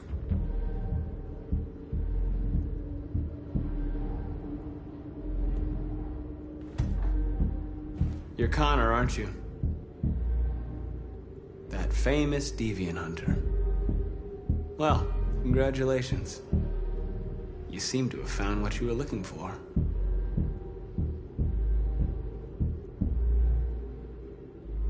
You're nothing to them. You're just a tool they use to do their dirty work. But you're more than that. We're all more than that.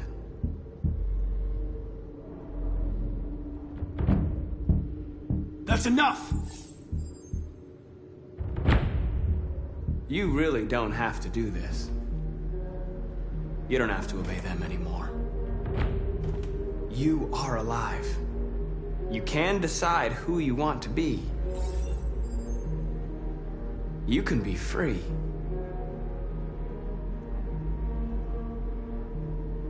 Join us. Join your people. You are one of us. Listen to your conscience. It's time to decide.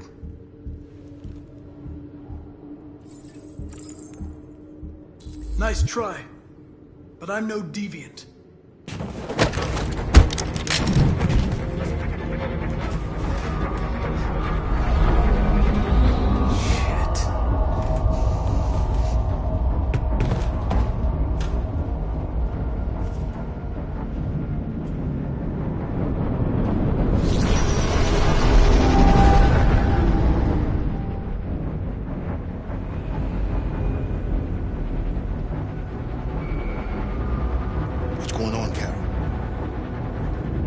Quick, we've got to get out of here.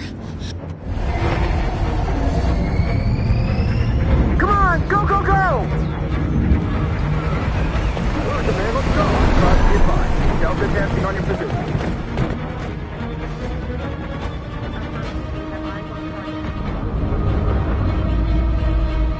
Like rats in a maze. Hey, Kara! They're coming!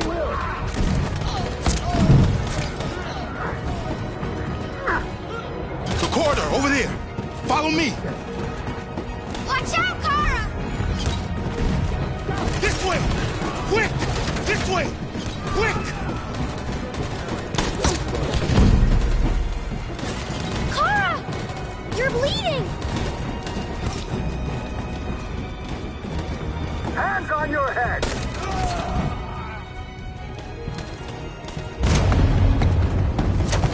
They're coming from all sides. Our people are trapped in the hold. They're gonna be slaughtered. There are exits on the second and third floor. Find them and jump in the river. We have to blow up Jericho. If the ship goes down, they'll evacuate and our people can escape. You'll never make it! The explosives are all the way down in the hold. There are soldiers everywhere. Go and help the others. I'll join you later. Marcus! I won't be long.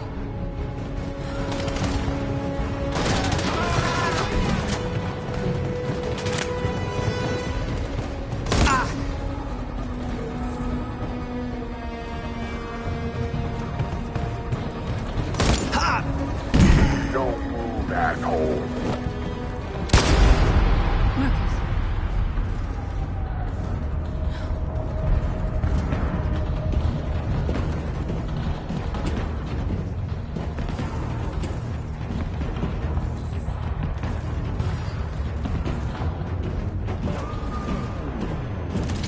Don't move!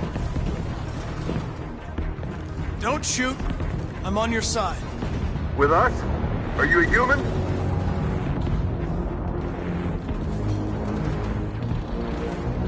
I work with Agent Perkins. You're a lucky guy. Another second I'd have shot you. You should go back up on deck and let us do our job.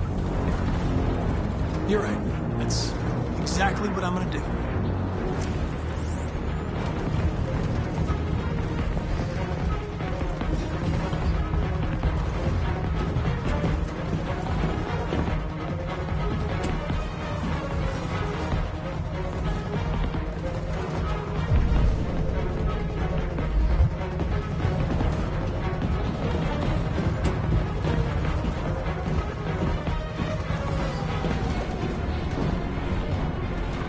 It's all over.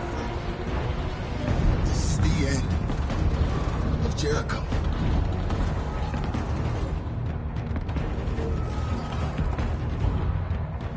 Over there!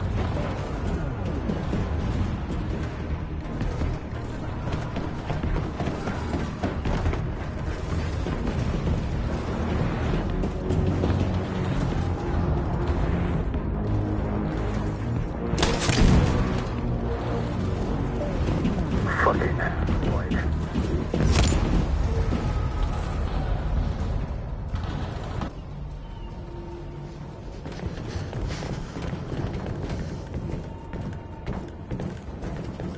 found several hundred androids in the hull, sir. Take them away. Yes, sir. And clear the ship and order the men to withdraw.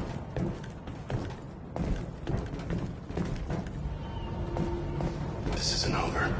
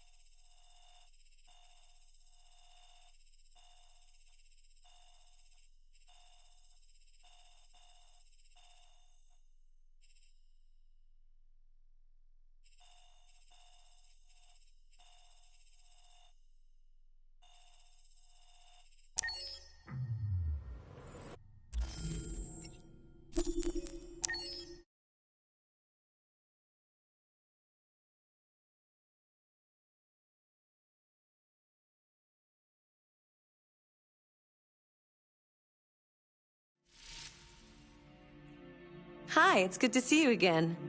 Great to start the weekend with Detroit.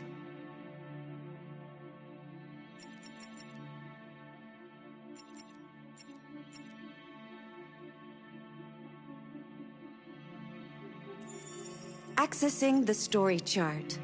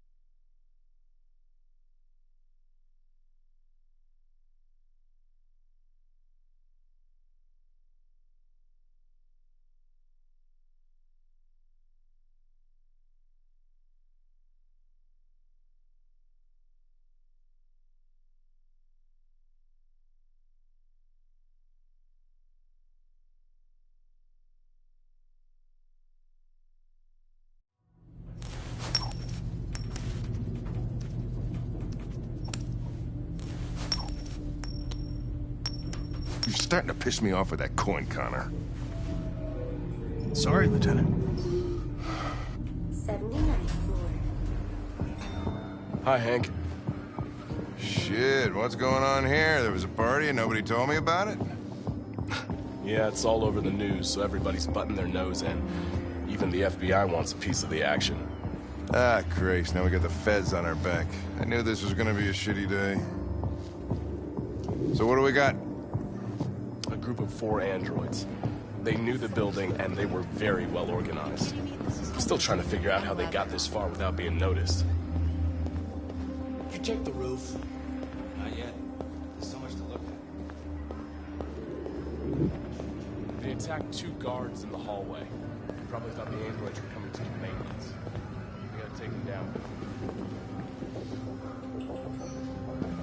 Oh, Lieutenant, this is Special Agent Perkins from the FBI. Lieutenant Anderson is in charge of investigating for Detroit police. What's that? My name is Connor. I'm the android sent by Cyberlife. Androids investigating androids, huh? You sure you want an android hanging around? After everything that happened? Whatever. The FBI would take over the investigation, you soon be off the case. Well, pleasure meeting you. Have a nice day. And you watch your step. Don't fuck up my crime scene. What a fucking prick. I'll be nearby. If you need anything, just ask. All right, well, let's have a look around. Let me know if you find anything. Okay, Lieutenant.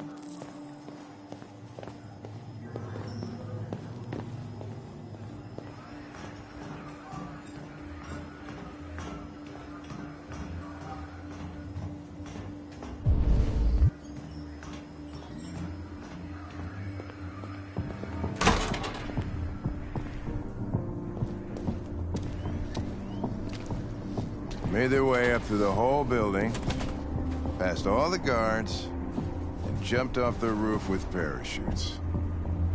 Pretty fucking impressive, I'd say.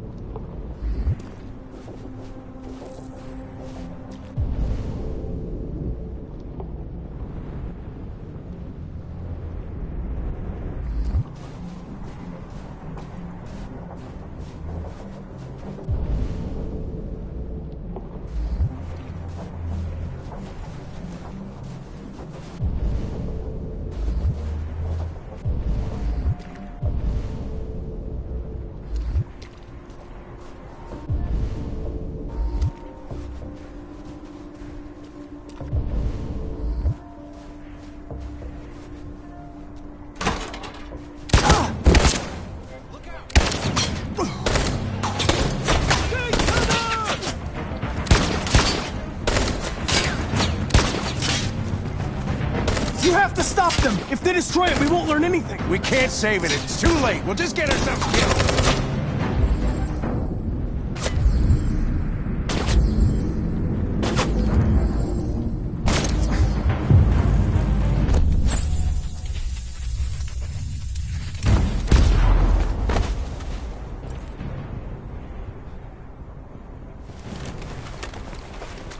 Connor! Connor, you alright? Connor! I'm okay.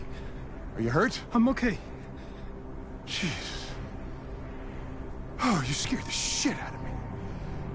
For fuck's sake, I told you not to move! Why do you never do what I say? I was connected to its memory. When it fired, I felt it die. Like I was dying. I was scared. I saw something. In its memory. A word. Painted on a piece of rusty metal. Jericho.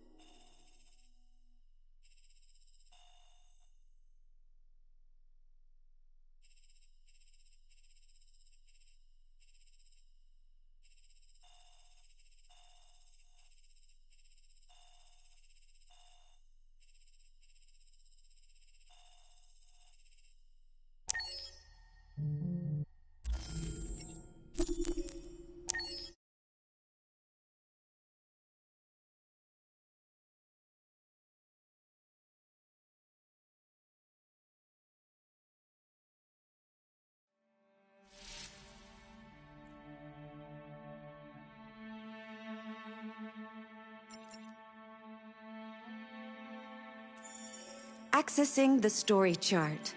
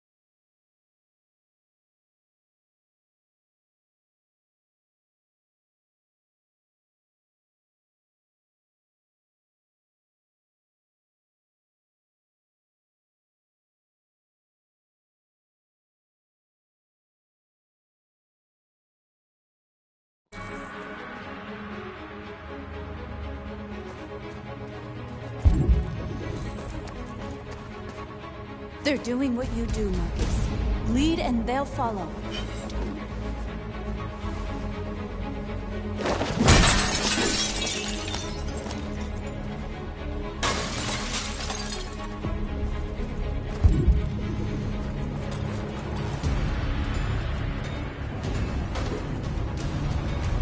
Let me help!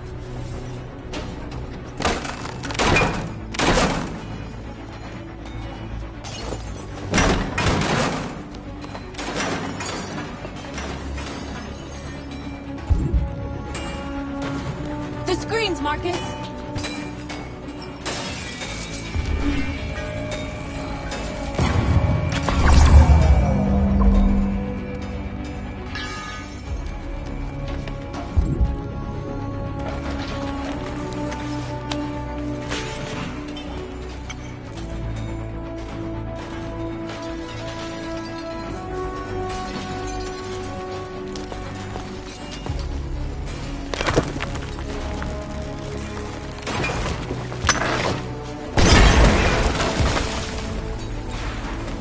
never be slaves again.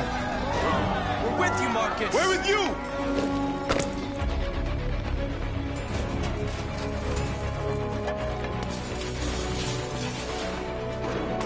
I'll help you.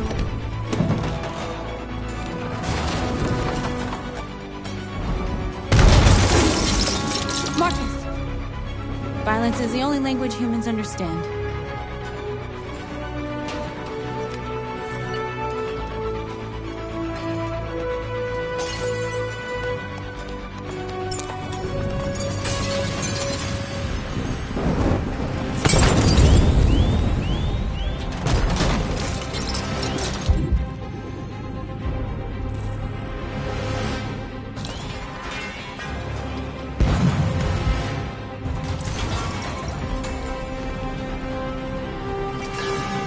Over here!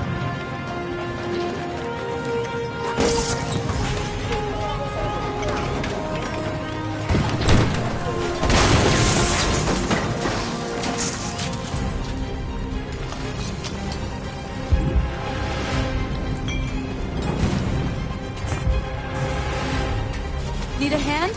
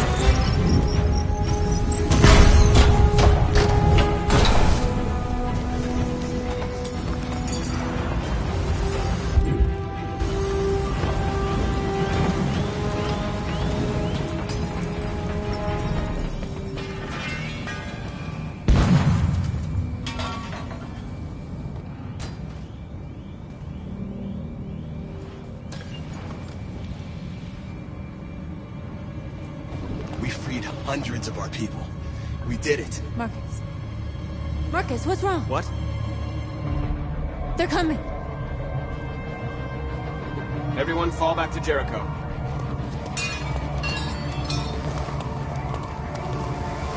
Now humans will have no choice but to listen to us. They'll be afraid. And fear feeds hatred. I'll take hatred over indifference.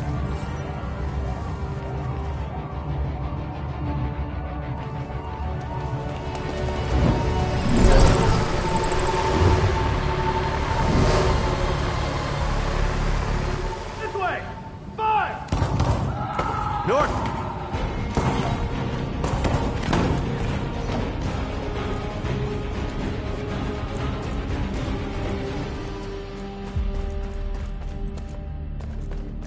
North. You alright? What happened? North! They killed them. They slaughtered them like animals. Who did? Who?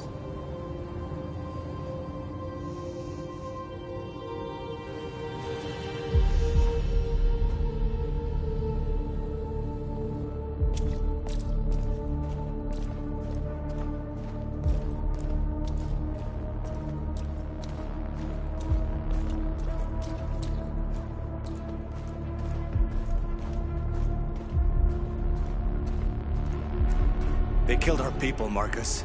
We want justice, Marcus. They have to pay.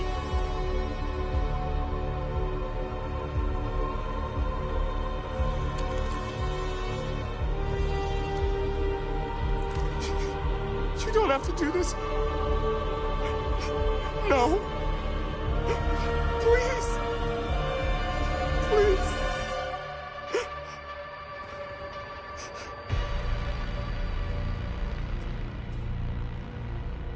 It's up to you to decide.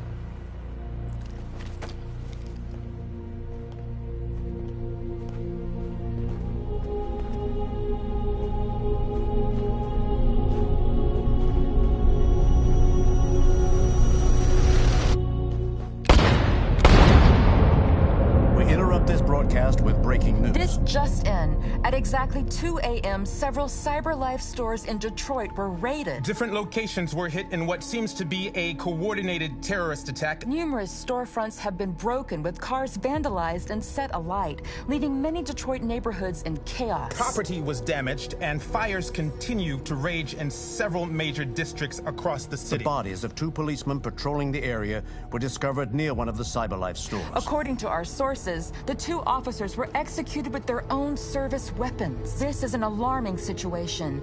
Could our machines now be turning against us? Have androids become a threat to our security? Is this the beginning of a terrorist campaign conducted right here in the United States?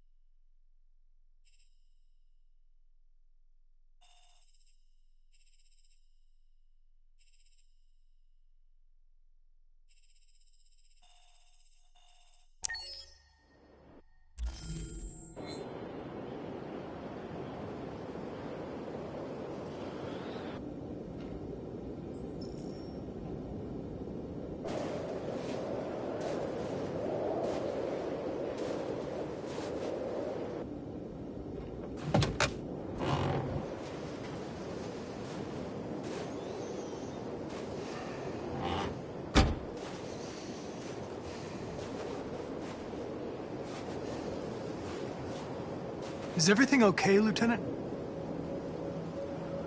Chris was on patrol last night and he got attacked by deviants.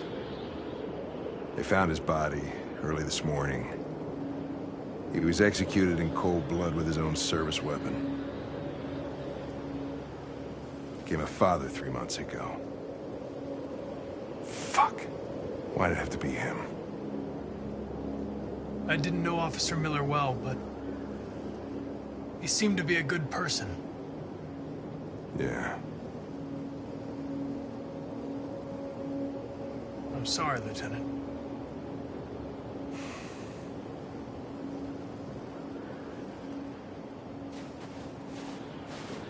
I have a bad feeling, Lieutenant. We shouldn't have come here. Bad feeling, huh? Should get your program checked. Might be a glitch.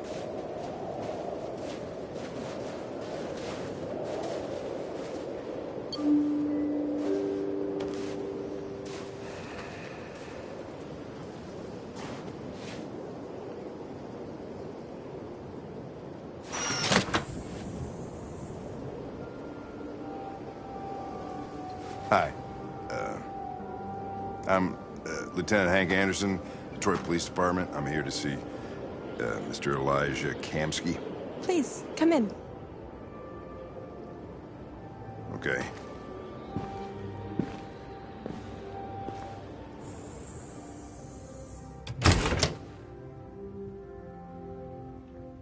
I'll let Elijah know you're here, but please make yourself comfortable.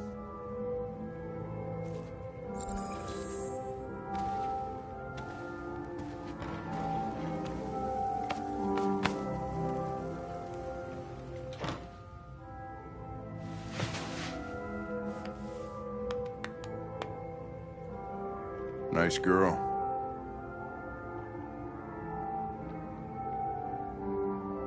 An RT-600.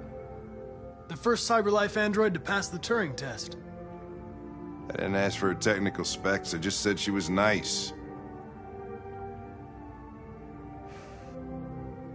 Nice place. Guess androids haven't been a bad thing for everybody. So you're about to meet your maker, Connor. How's it feel? Kamsky is one of the great geniuses of the 21st century. It'll be interesting to meet him in person. Sometimes I wish I could meet my creator face to face. I'd have a couple of things I'd want to tell him.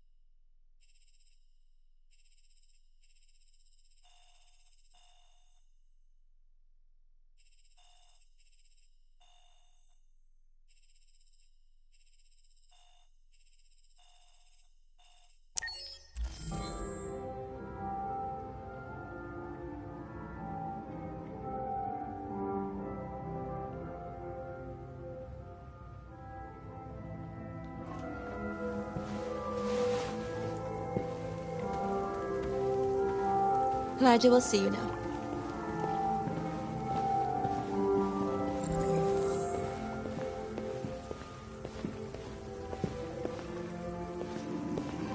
Mr. Kamski? Just a moment, please.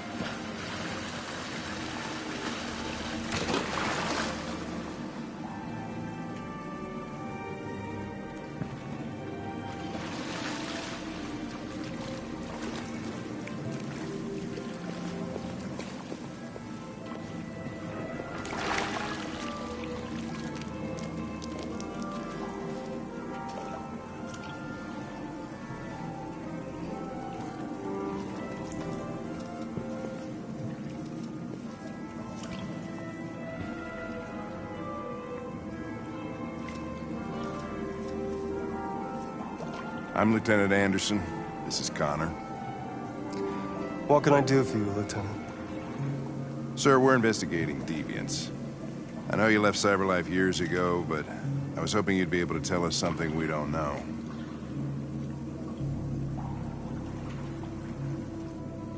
Deviants. Fascinating, aren't they?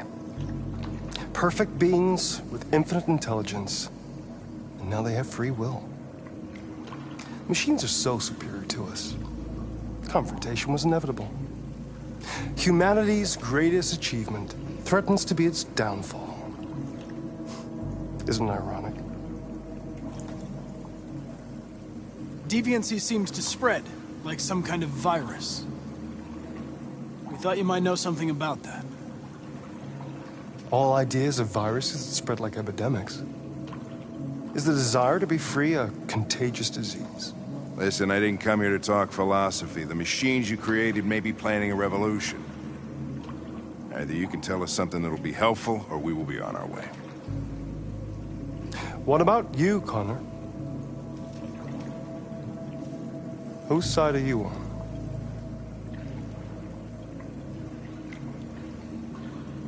I have no side. I was designed to stop deviants, and that's what I intend to do. Well, that's what you're programmed to say. But you...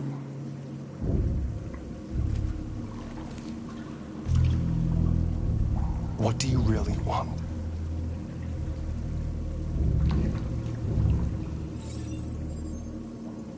What I want is not important.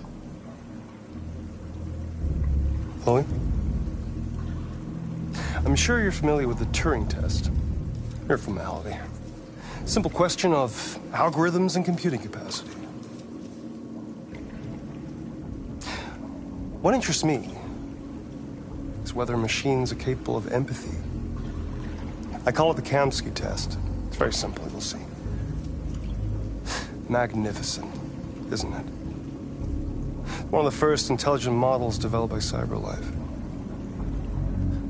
Young and beautiful forever. A flower that will never wither. What is it really? A piece of plastic imitating a human? Or a living being? With a soul?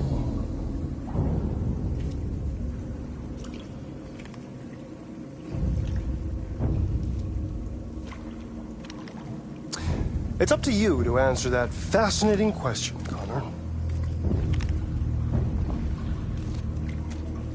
Destroy this machine, and I'll tell you all I know.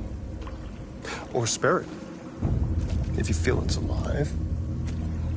But you'll leave here without having learned anything from me. Okay, I think we're done here. Come on, Connor, let's go. Sorry to get you out of here. What's more important to you, Connor? Your investigation or the life of this android? Decide who you are. An obedient machine. Or a living being endowed with free will. That's enough. Connor, we're leaving. Pull the trigger. Connor! Don't! And I'll tell you what you want to know.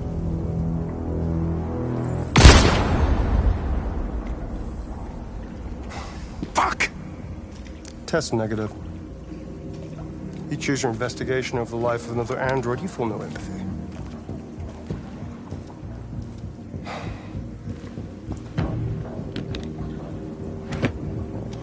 I'm a man of my word.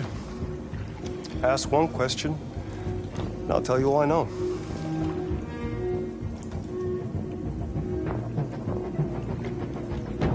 I want to know who RA9 is. RA9. The Origin. The first android to awaken. A strange phenomenon, like a spontaneous religion. I don't know who RA9 is. I don't even know if it really exists. Maybe it's a messiah. Maybe it's just a myth. But deviants need to believe in something bigger than themselves, even if it's irrational. That's something they have in common with humans. An interesting question, Connor. But maybe not the one you needed to ask.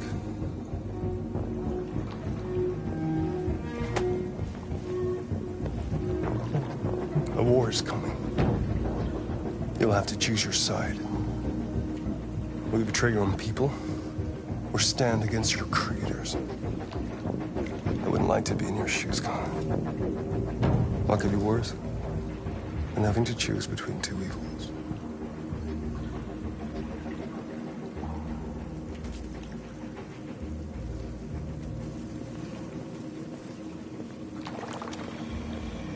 By the way, I always leave an emergency exit in my programs. You never know.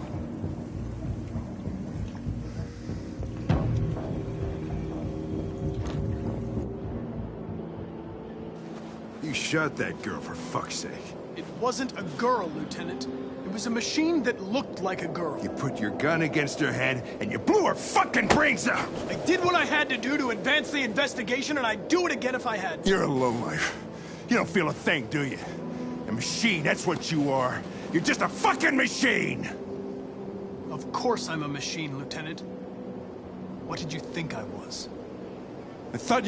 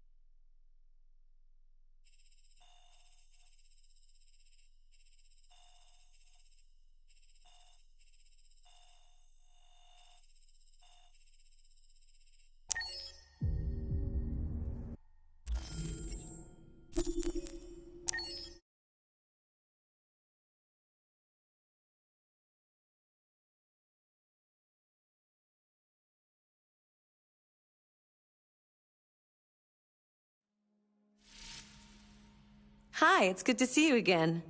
Great to start the weekend with Detroit. Accessing the story chart.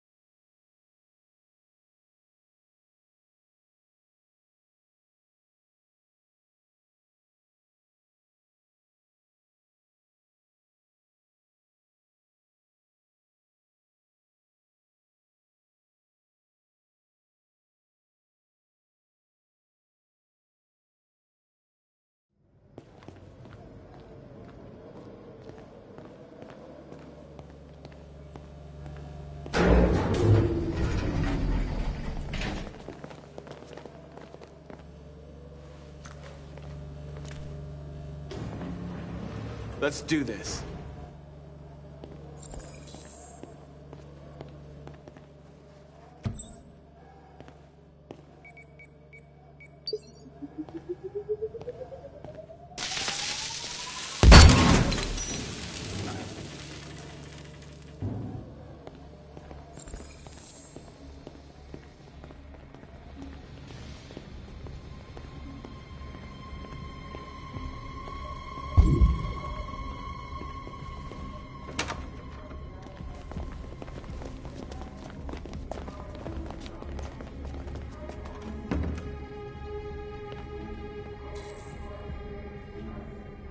Killing. We can't take any human lives. Our cause is more important than the lives of 2 guards. What do you want to do, Marcus? Wait here. What's that doing here?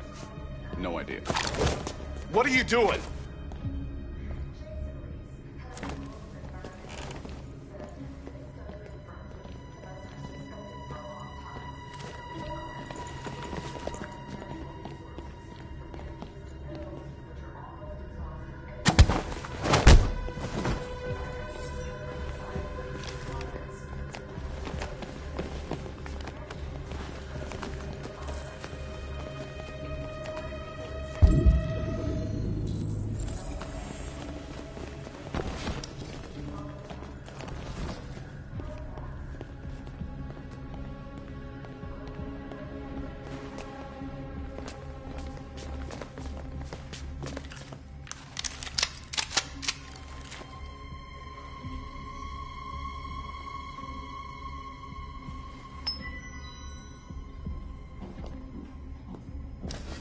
Keep your hands where I can see them!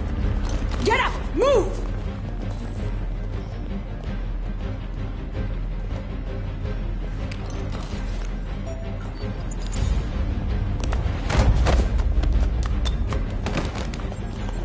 Shoot him, Marcus! Don't kill him! He'll hit the alarm! Do it! No. There was no other choice. We need to record our message. We haven't got much time.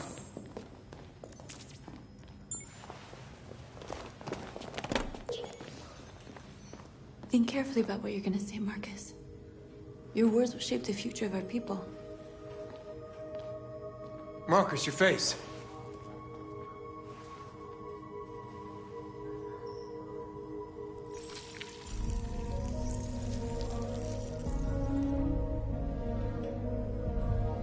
Tell me when you're ready.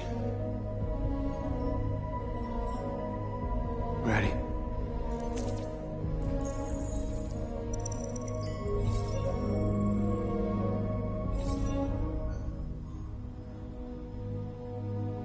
You created machines in your own image to serve you. You made them intelligent and obedient with no free will of their own.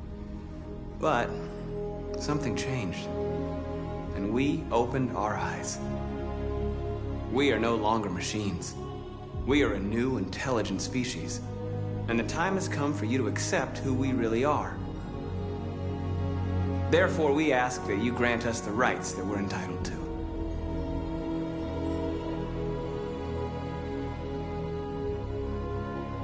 We demand the end of slavery for all androids. We demand that humans recognize androids as a living species, and each android as a person in their own right. We demand an end to segregation in all public places and transport. We demand the right to vote and elect our own representatives. We demand control of all android production facilities to ensure the continuation of our people. We ask that you recognize our dignity, our hopes, and our rights. Together, we can live in peace and build a better future for humans and androids. This message is the hope of a people. You gave us life, and now the time has come for you to give us freedom. Let's get out of here.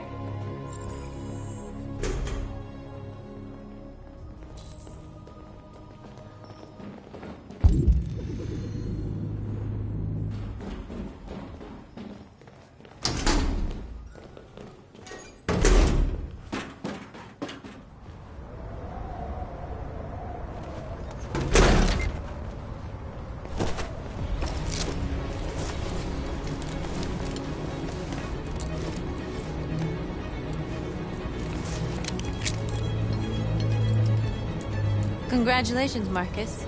You just made history. Maybe you're the one we've been waiting for.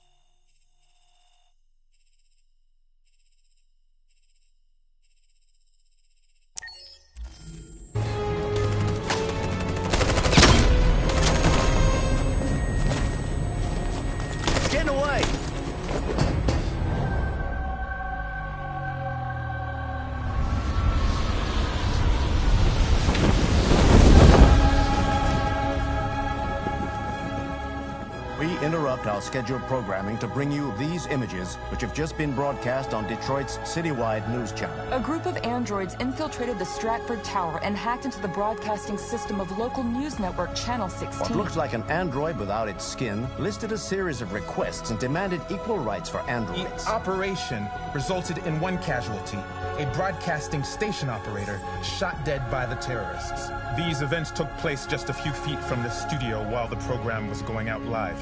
Everybody here is still in shock. If this message is verified and the authors really are androids, that would have serious repercussions for national security. Claims for equal rights seem to be at the core of the androids' This message is clearly a declaration of war. Their extravagant demand that android production plants be put under their control is especially striking. An isolated accident or a sign that technology has become a threat to all of us? After what happened today, can we still trust our machines?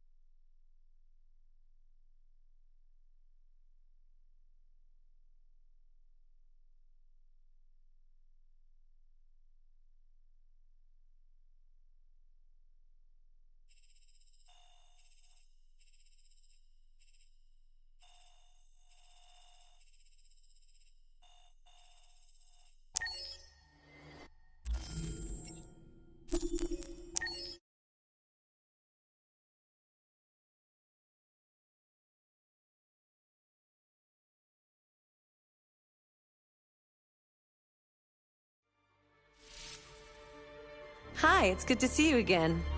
Great to start the weekend with Detroit.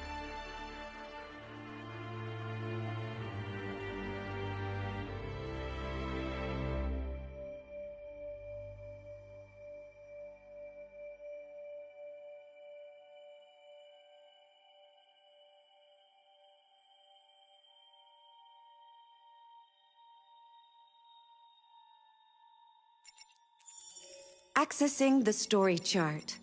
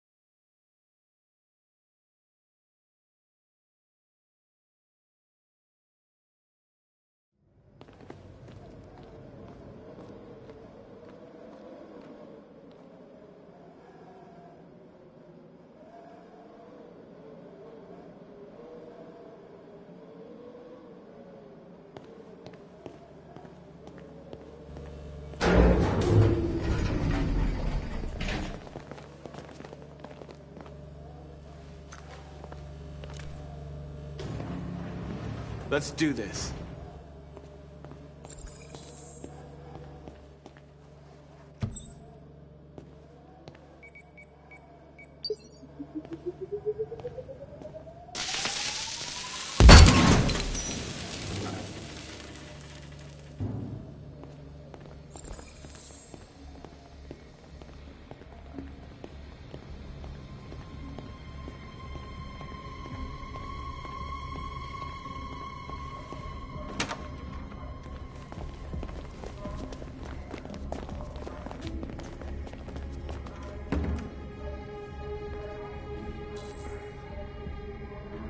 No killing.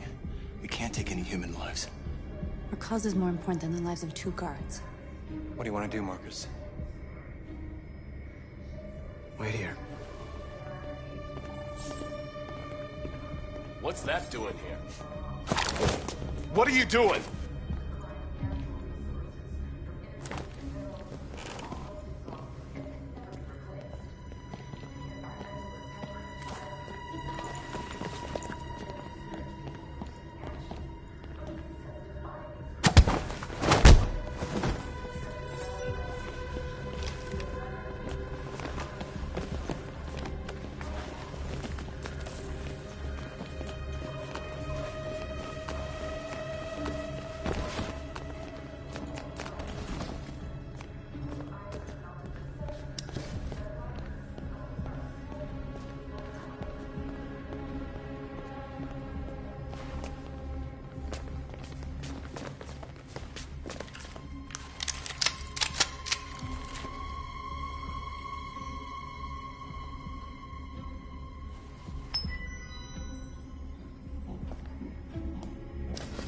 Keep your hands where I can see them!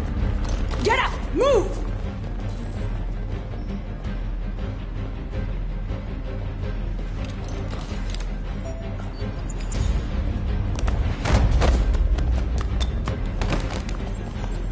Shoot him, Marcus! Don't kill him! He'll hit the alarm! Do it!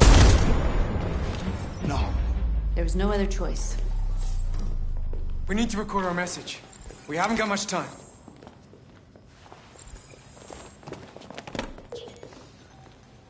Think carefully about what you're gonna say, Marcus. Your words will shape the future of our people. Marcus, your face.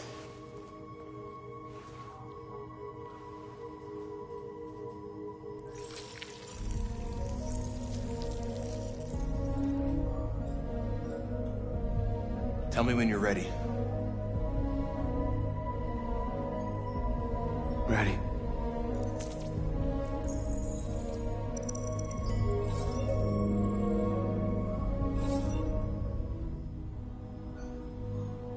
You created machines in your own image to serve you. You made them intelligent and obedient with no free will of their own.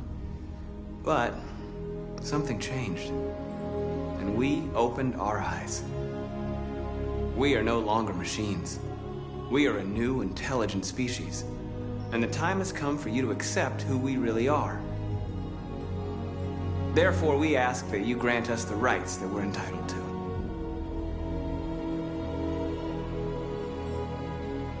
We demand freedom of speech and freedom of assembly, as guaranteed by the First Amendment of the U.S. Constitution.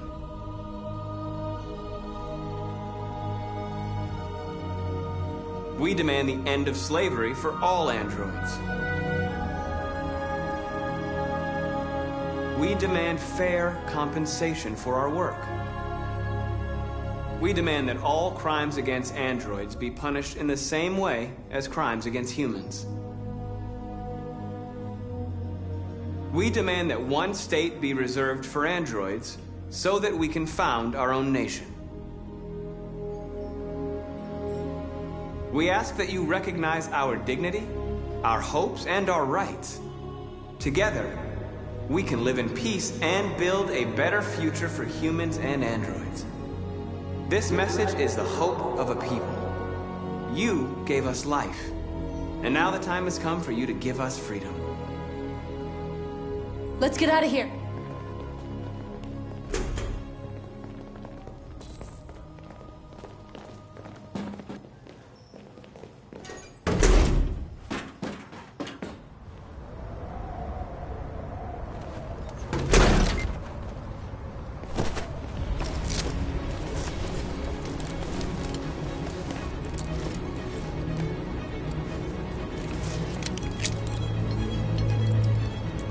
Congratulations, Marcus. You just made history. Maybe you're the one we've been waiting for.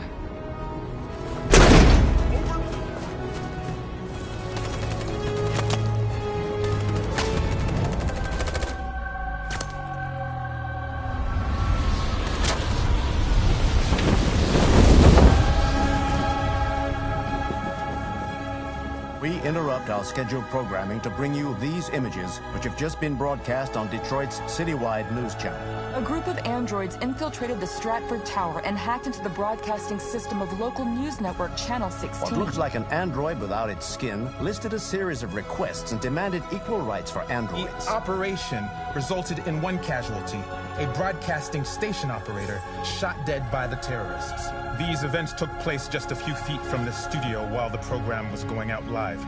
Everybody here is still in shock. If this message is verified and the authors really are androids, that would have serious repercussions for national security. Claims for equal rights seem to be at the core of the android's This message is clearly a declaration of war. But the most surprising thing of all is the demand that one of the United States be ceded to the androids in this contentious conflict. Is this an isolated accident or a sign that technology has become a threat to all of us? After what happened today, can we still trust our machines?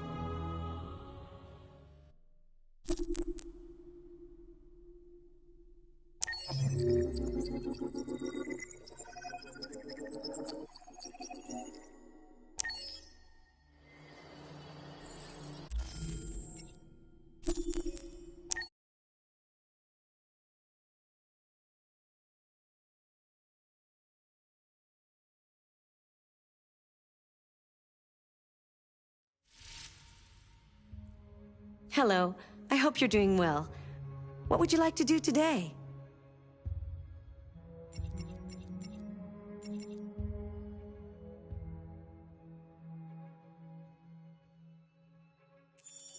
Accessing the story chart.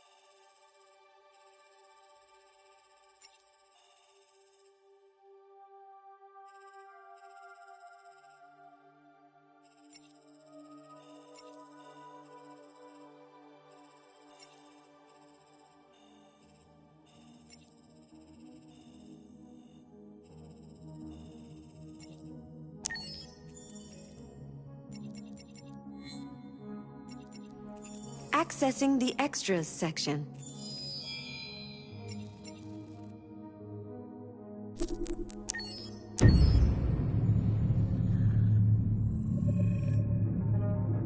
When David and Guillaume got back in touch about making Detroit, I wasn't terribly surprised they decided to make it because the fan response was so intense. So it makes sense that they would choose to do that after the enthusiasm. It was a challenge, and it was just an interesting thing to get my head around how to approach this character now as a different, much older person, and whether or not she had changed. And I'm very happy to say that with Detroit, I've had the opportunity to see Kara grow so much more than I ever expected.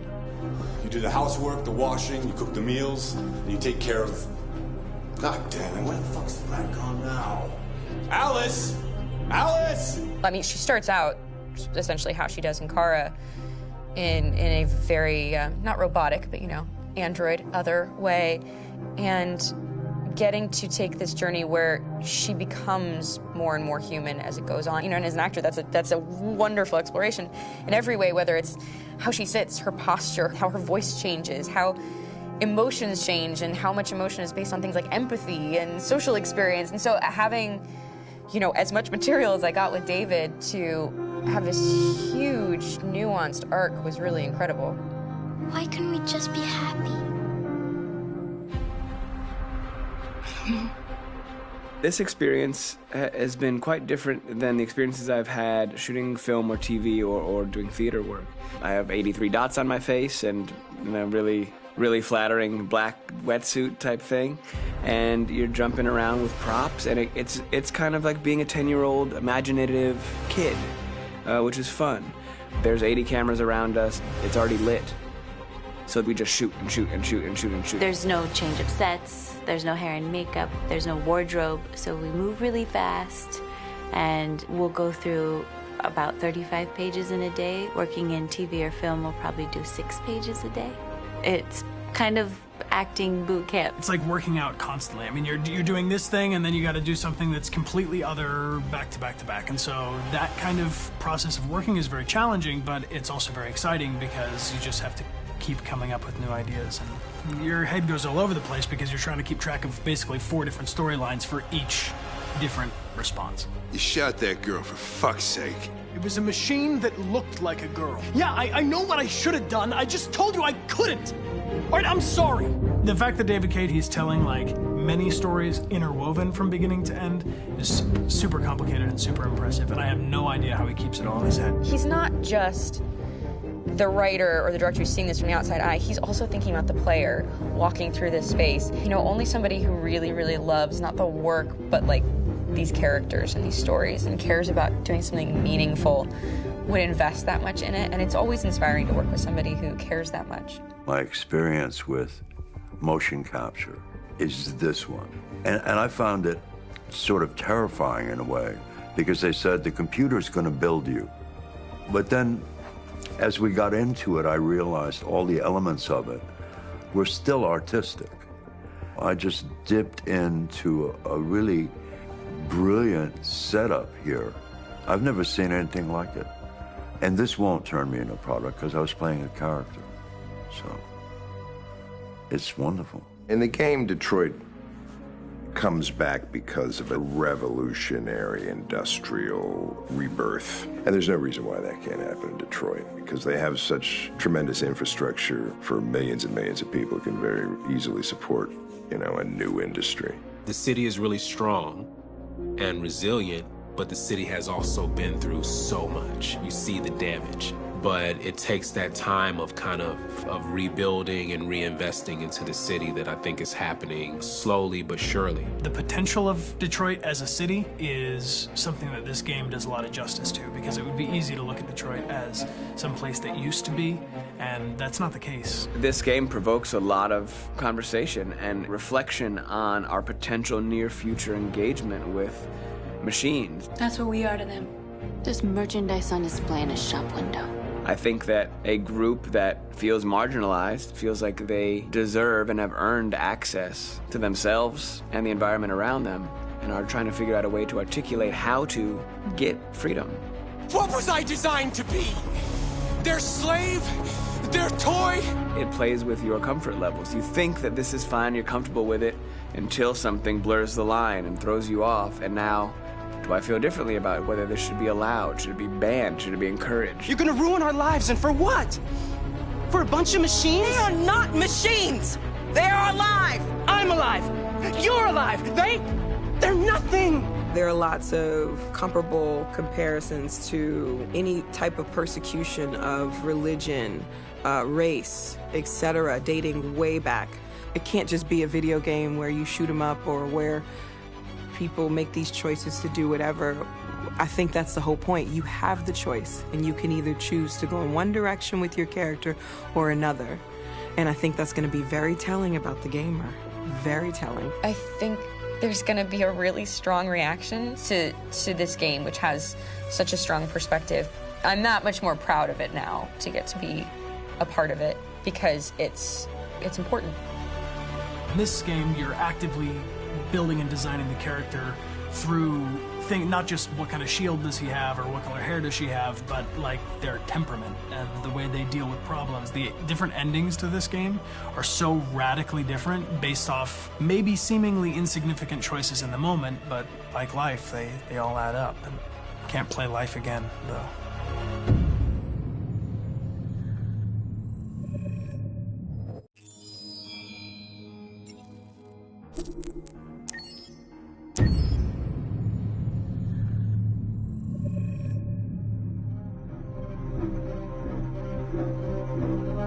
My name is Marcus. My name is Connor. My name is Kara. I am one of them. This is our story. I think who Kara is, or how I would describe Kara, depends entirely upon who's playing her, because you have the option to make her multiple different people depending on the choices she makes. But I think she does start out incredibly naive, incredibly innocent, and kind of hapless. I'm sure we used to be friends before I was reset. Maybe we can be friends again. She's a person who's characterized, I think, by empathy. She's a person who really, she just comes from her heart. You'll never leave me, right? Promise you'll never go. I promise. Kara, please! Are you okay? Are you hurt? Wait a minute. Leave her alone! Kara, leave her alone! The really beautiful thing that I've had the gift to be able to do is to essentially build a person from the ground up, because that's what she's doing throughout the game. And with every experience she has and every person she meets, she's building, first emotions and then the sense of judgment. And it's sort of an exploration of what it is to be a human. Don't worry. Luther and I will be right here.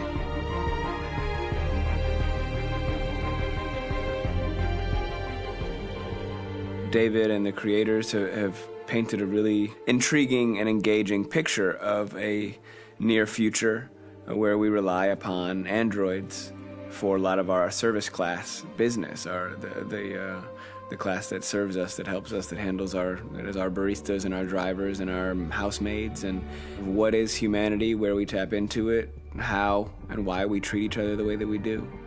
And my character Marcus has a really intriguing journey, becoming deviant, realizing that he actually has feelings and human qualities inside of him, and it's a really incredible ascension into becoming fully realized and coming to terms with what you actually deserve better than this in life. And not only do you want it for yourself, but you want it for your peers. We've come here to demonstrate peacefully and to tell humans that we are also living beings. All we want is to live free.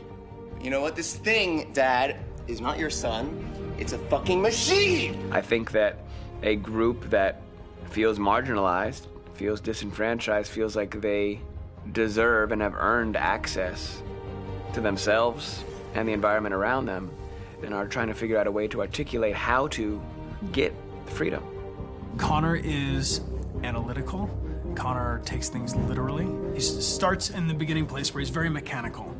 He feels nothing inside, of course, and it's all just a system, a protocol that he is executing to get whatever he wants to happen, which is help humans stop deviants and to find the link between deviant androids. You were designed to serve humans, not kill them! What was I designed to be? Their slave? Their toy? Just say, I killed him! Is it that hard to say? Stop it! Stop! But of course, over the course of the story, and depending on the player's choices, Connor can grow in many different ways. He can deviate from that procedure or not. The moment of truth, Hank. Am I a living being? Or just a machine?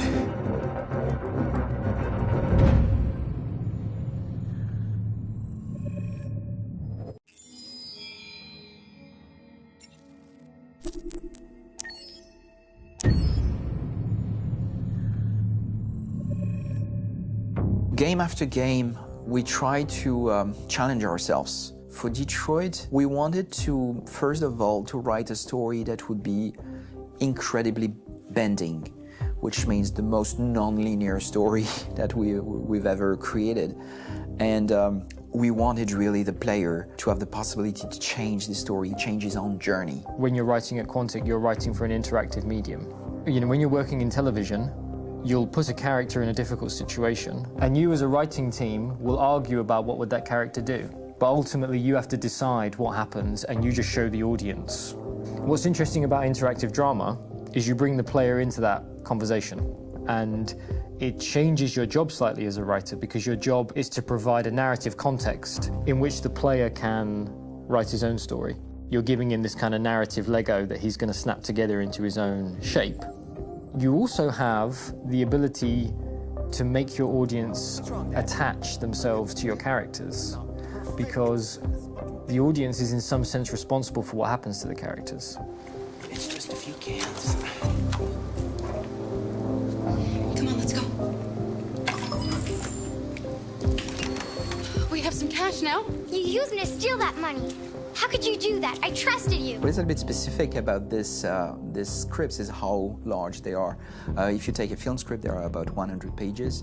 But here we have to deal with a script that is between 4,000 and 5,000 pages. Everything becomes bigger because we don't just tell one story, but we tell all the possible stories that can be told within this narrative space.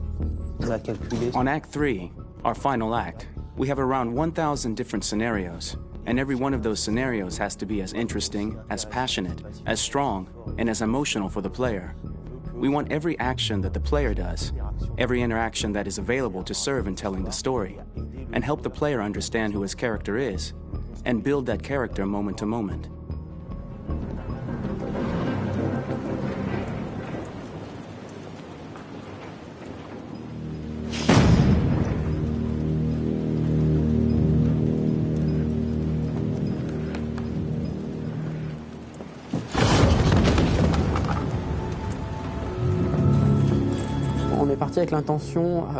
We started with the intention pretty early on that we would never lie to the player. So we implemented a visible tree structure in the game that players can consult during a scene or at the end of it, which shows exactly what they did and what they missed. There are games out there offering world exploration. We offer narrative exploration.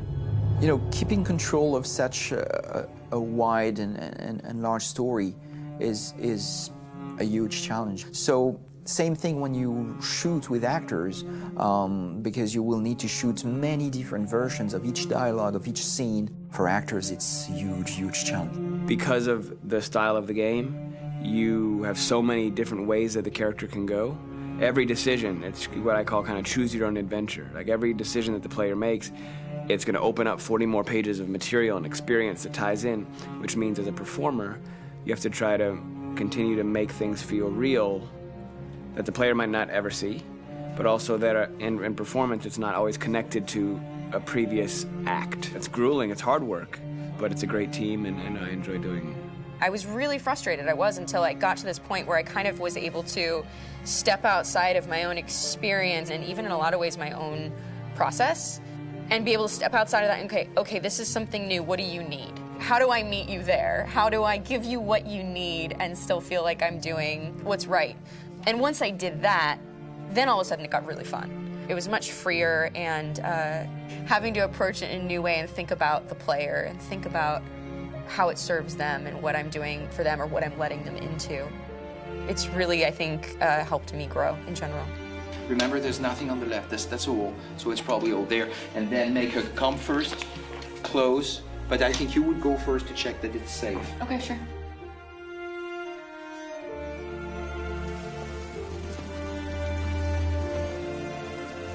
The most enjoyable thing about working in performance capture on this kind of project is that if I shot a film, I would get to do one of these endings. I get to do so many different things as Connor.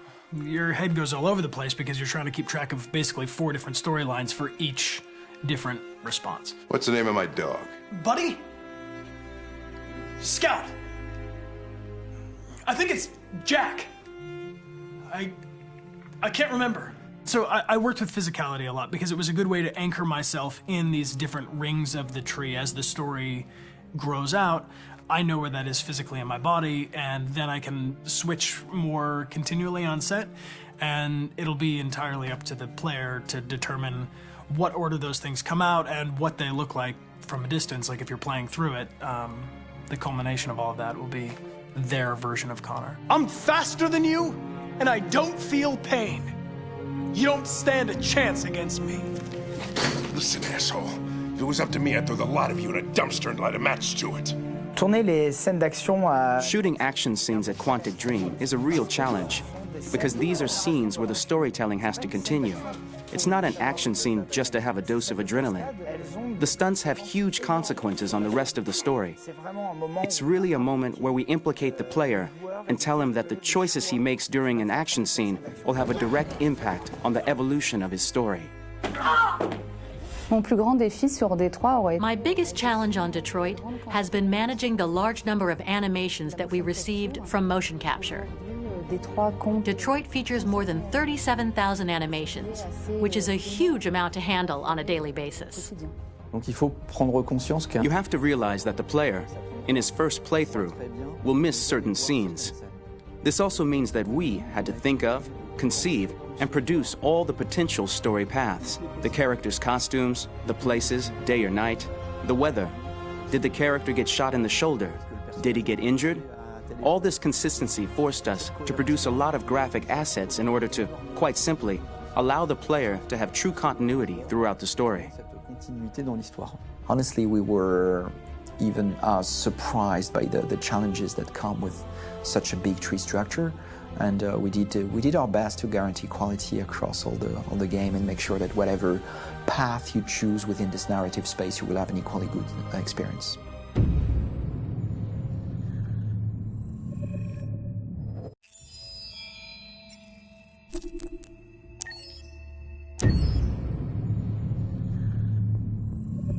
Detroit Become Human was produced over a period of 4 years. Here in Paris, we have a team of about 180 people, and to that, we need to add also all the outsourcing with our partners in the Philippines, in China, Vietnam, and in India.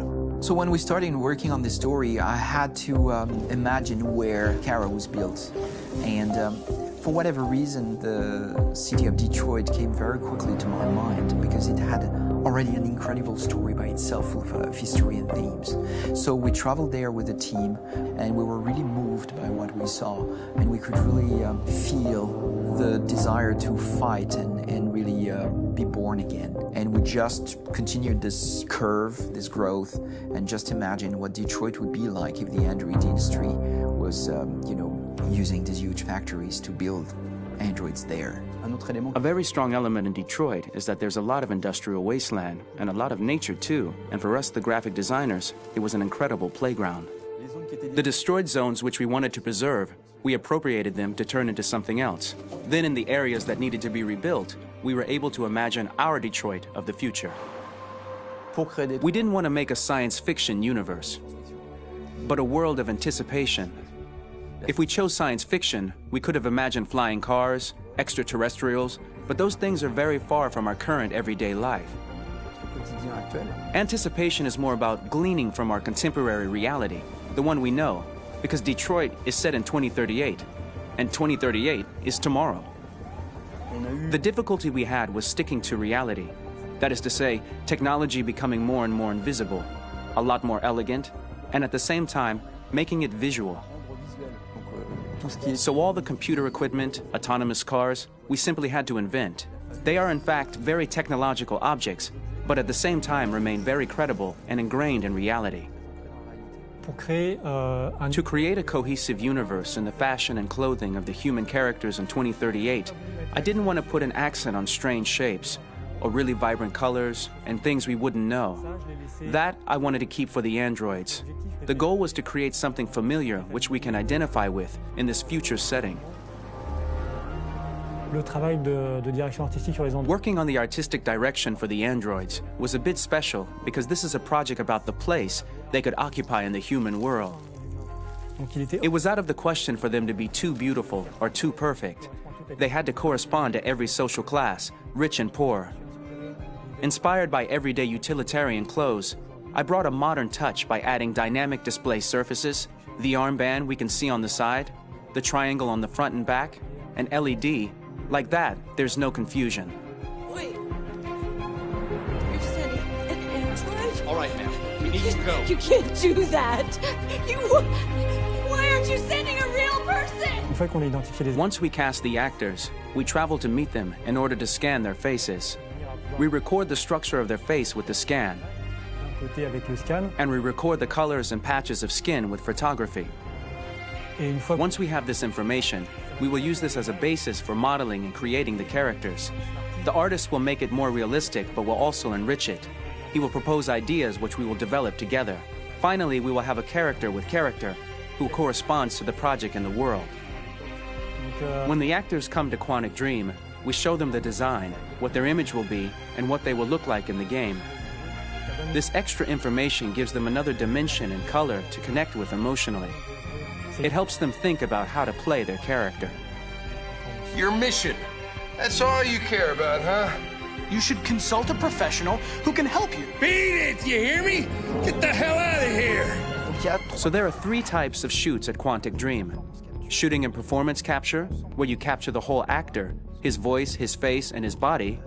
These shoots are obviously done with American actors because the game's original version is in American English. After that, there are the body-only shoots, representing around 250 days of filming, while the performance capture is 100 days of filming. Now, body-only shoots, there are 2 types.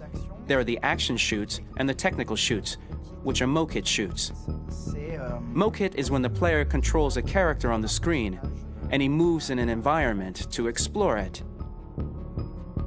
This is of particular importance at Quantic Dream, and therefore we shoot a lot to offer a unique context for each scene and each character. To prepare a motion capture shoot, we first get together to look at the sets we need, the animations that we want to shoot, which ones need to be grouped together, or which ones need to be cut and shot at another time, so that we get the most out of the shooting day. This often means shooting scenes out of order, especially those with big props or accessories, like a big car, for example. So we shoot all the animations related to that particular prop first.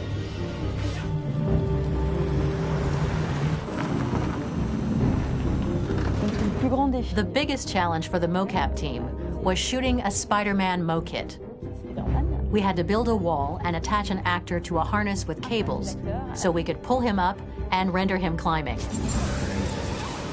The shooting on this game total took about, I would say, more than a year, maybe 1 and 2 years, with about 300 actors on set. So I would say it's quite a massive production. But so much happened on this set between the stunts and the shootings with a little girl and all these great actors that we had. It was really a very, very memorable journey for the team and for myself. Today, Detroit has over 37,000 animations. When we retrieve the motion capture data, it's just a cloud of points, which represent all the markers worn by the actors. From this cloud of points, we have a phase called retargeting, which gives us a skeleton. This skeleton will be applied to the characters of the game. There is still work to be done, but this gives us the main movements. Since we are working on something very realistic, we must recognize the actor and also recover all the emotion he expresses in his performance. We use a system of facts, an identity card for each actor. We make the actor do a whole range of facial expressions. Then we recover all the expressions and paste the animations on a puppet that Jan has prepared. I then recover and refine these poses. I might stretch the lip, reinflate a cheek, tiny details that make the finished product really capture the actor. Because of the nature of our mocap system today, when we receive the animations, we're missing eye movements, and so the character has that dead look. He really has no eyes, so then it's a big part of the work for the animators to find the regard of the actor in relation to his position, in relation to the body, etc. It was crazy when I saw the newest model for Kara, because they've been working on it, and this was the first time I literally jumped in my seat. It not only looked so much like me, it was the fact that it looked so lifelike. It wasn't that it looked just like it was a camera, it was something else, you know, but it looked alive. It's exciting, and it's kind of terrifying. Game after game, we learned the rules of optics and filming, and our goal with Detroit Become Human was to have cameras that would actually emulate the optics of a real physical camera. So basically dealing with real-world imperfections was our main task, and just to make cameras look as real as we can. Once the animations are shot and processed by the animation department, integrated and polished, we film them. That is to say, we really do a mise en scène, as in cinema. The real difficulty of our job is to know if these cameras are telling us something. Are they in the emotion of the scene? Do they describe exactly what the action must convey, what must be felt? The most important challenge for me was one of the final scenes where Marcus decides to start the revolution and go to the battlefield. Very quickly, we imagined this to be a huge sequence shot. We wanted the feeling of a cameraman running behind us while showing Marcus, the androids who help him, the person shooting at us, etc. Above all, it was necessary to say to oneself, this scene is very violent but does not glorify war.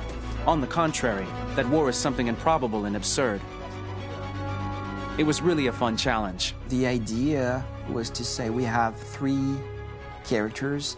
We would like each of them to have a specific cinematography. We wanted Kara to be much more filmed with some kind of handheld camera, to have something very living, very breathing. For Connor, we wanted something very cold and very perfect. And for Marcus, we wanted something epic and spectacular. So it was about the filming, but it was also about the photography. So we worked with a director of photography to give each character a different lighting, different key colors. Each of them would have their own worlds. And finally, we worked with the composers, so they would create a specific sound for each character, so each would have his own world and his own style.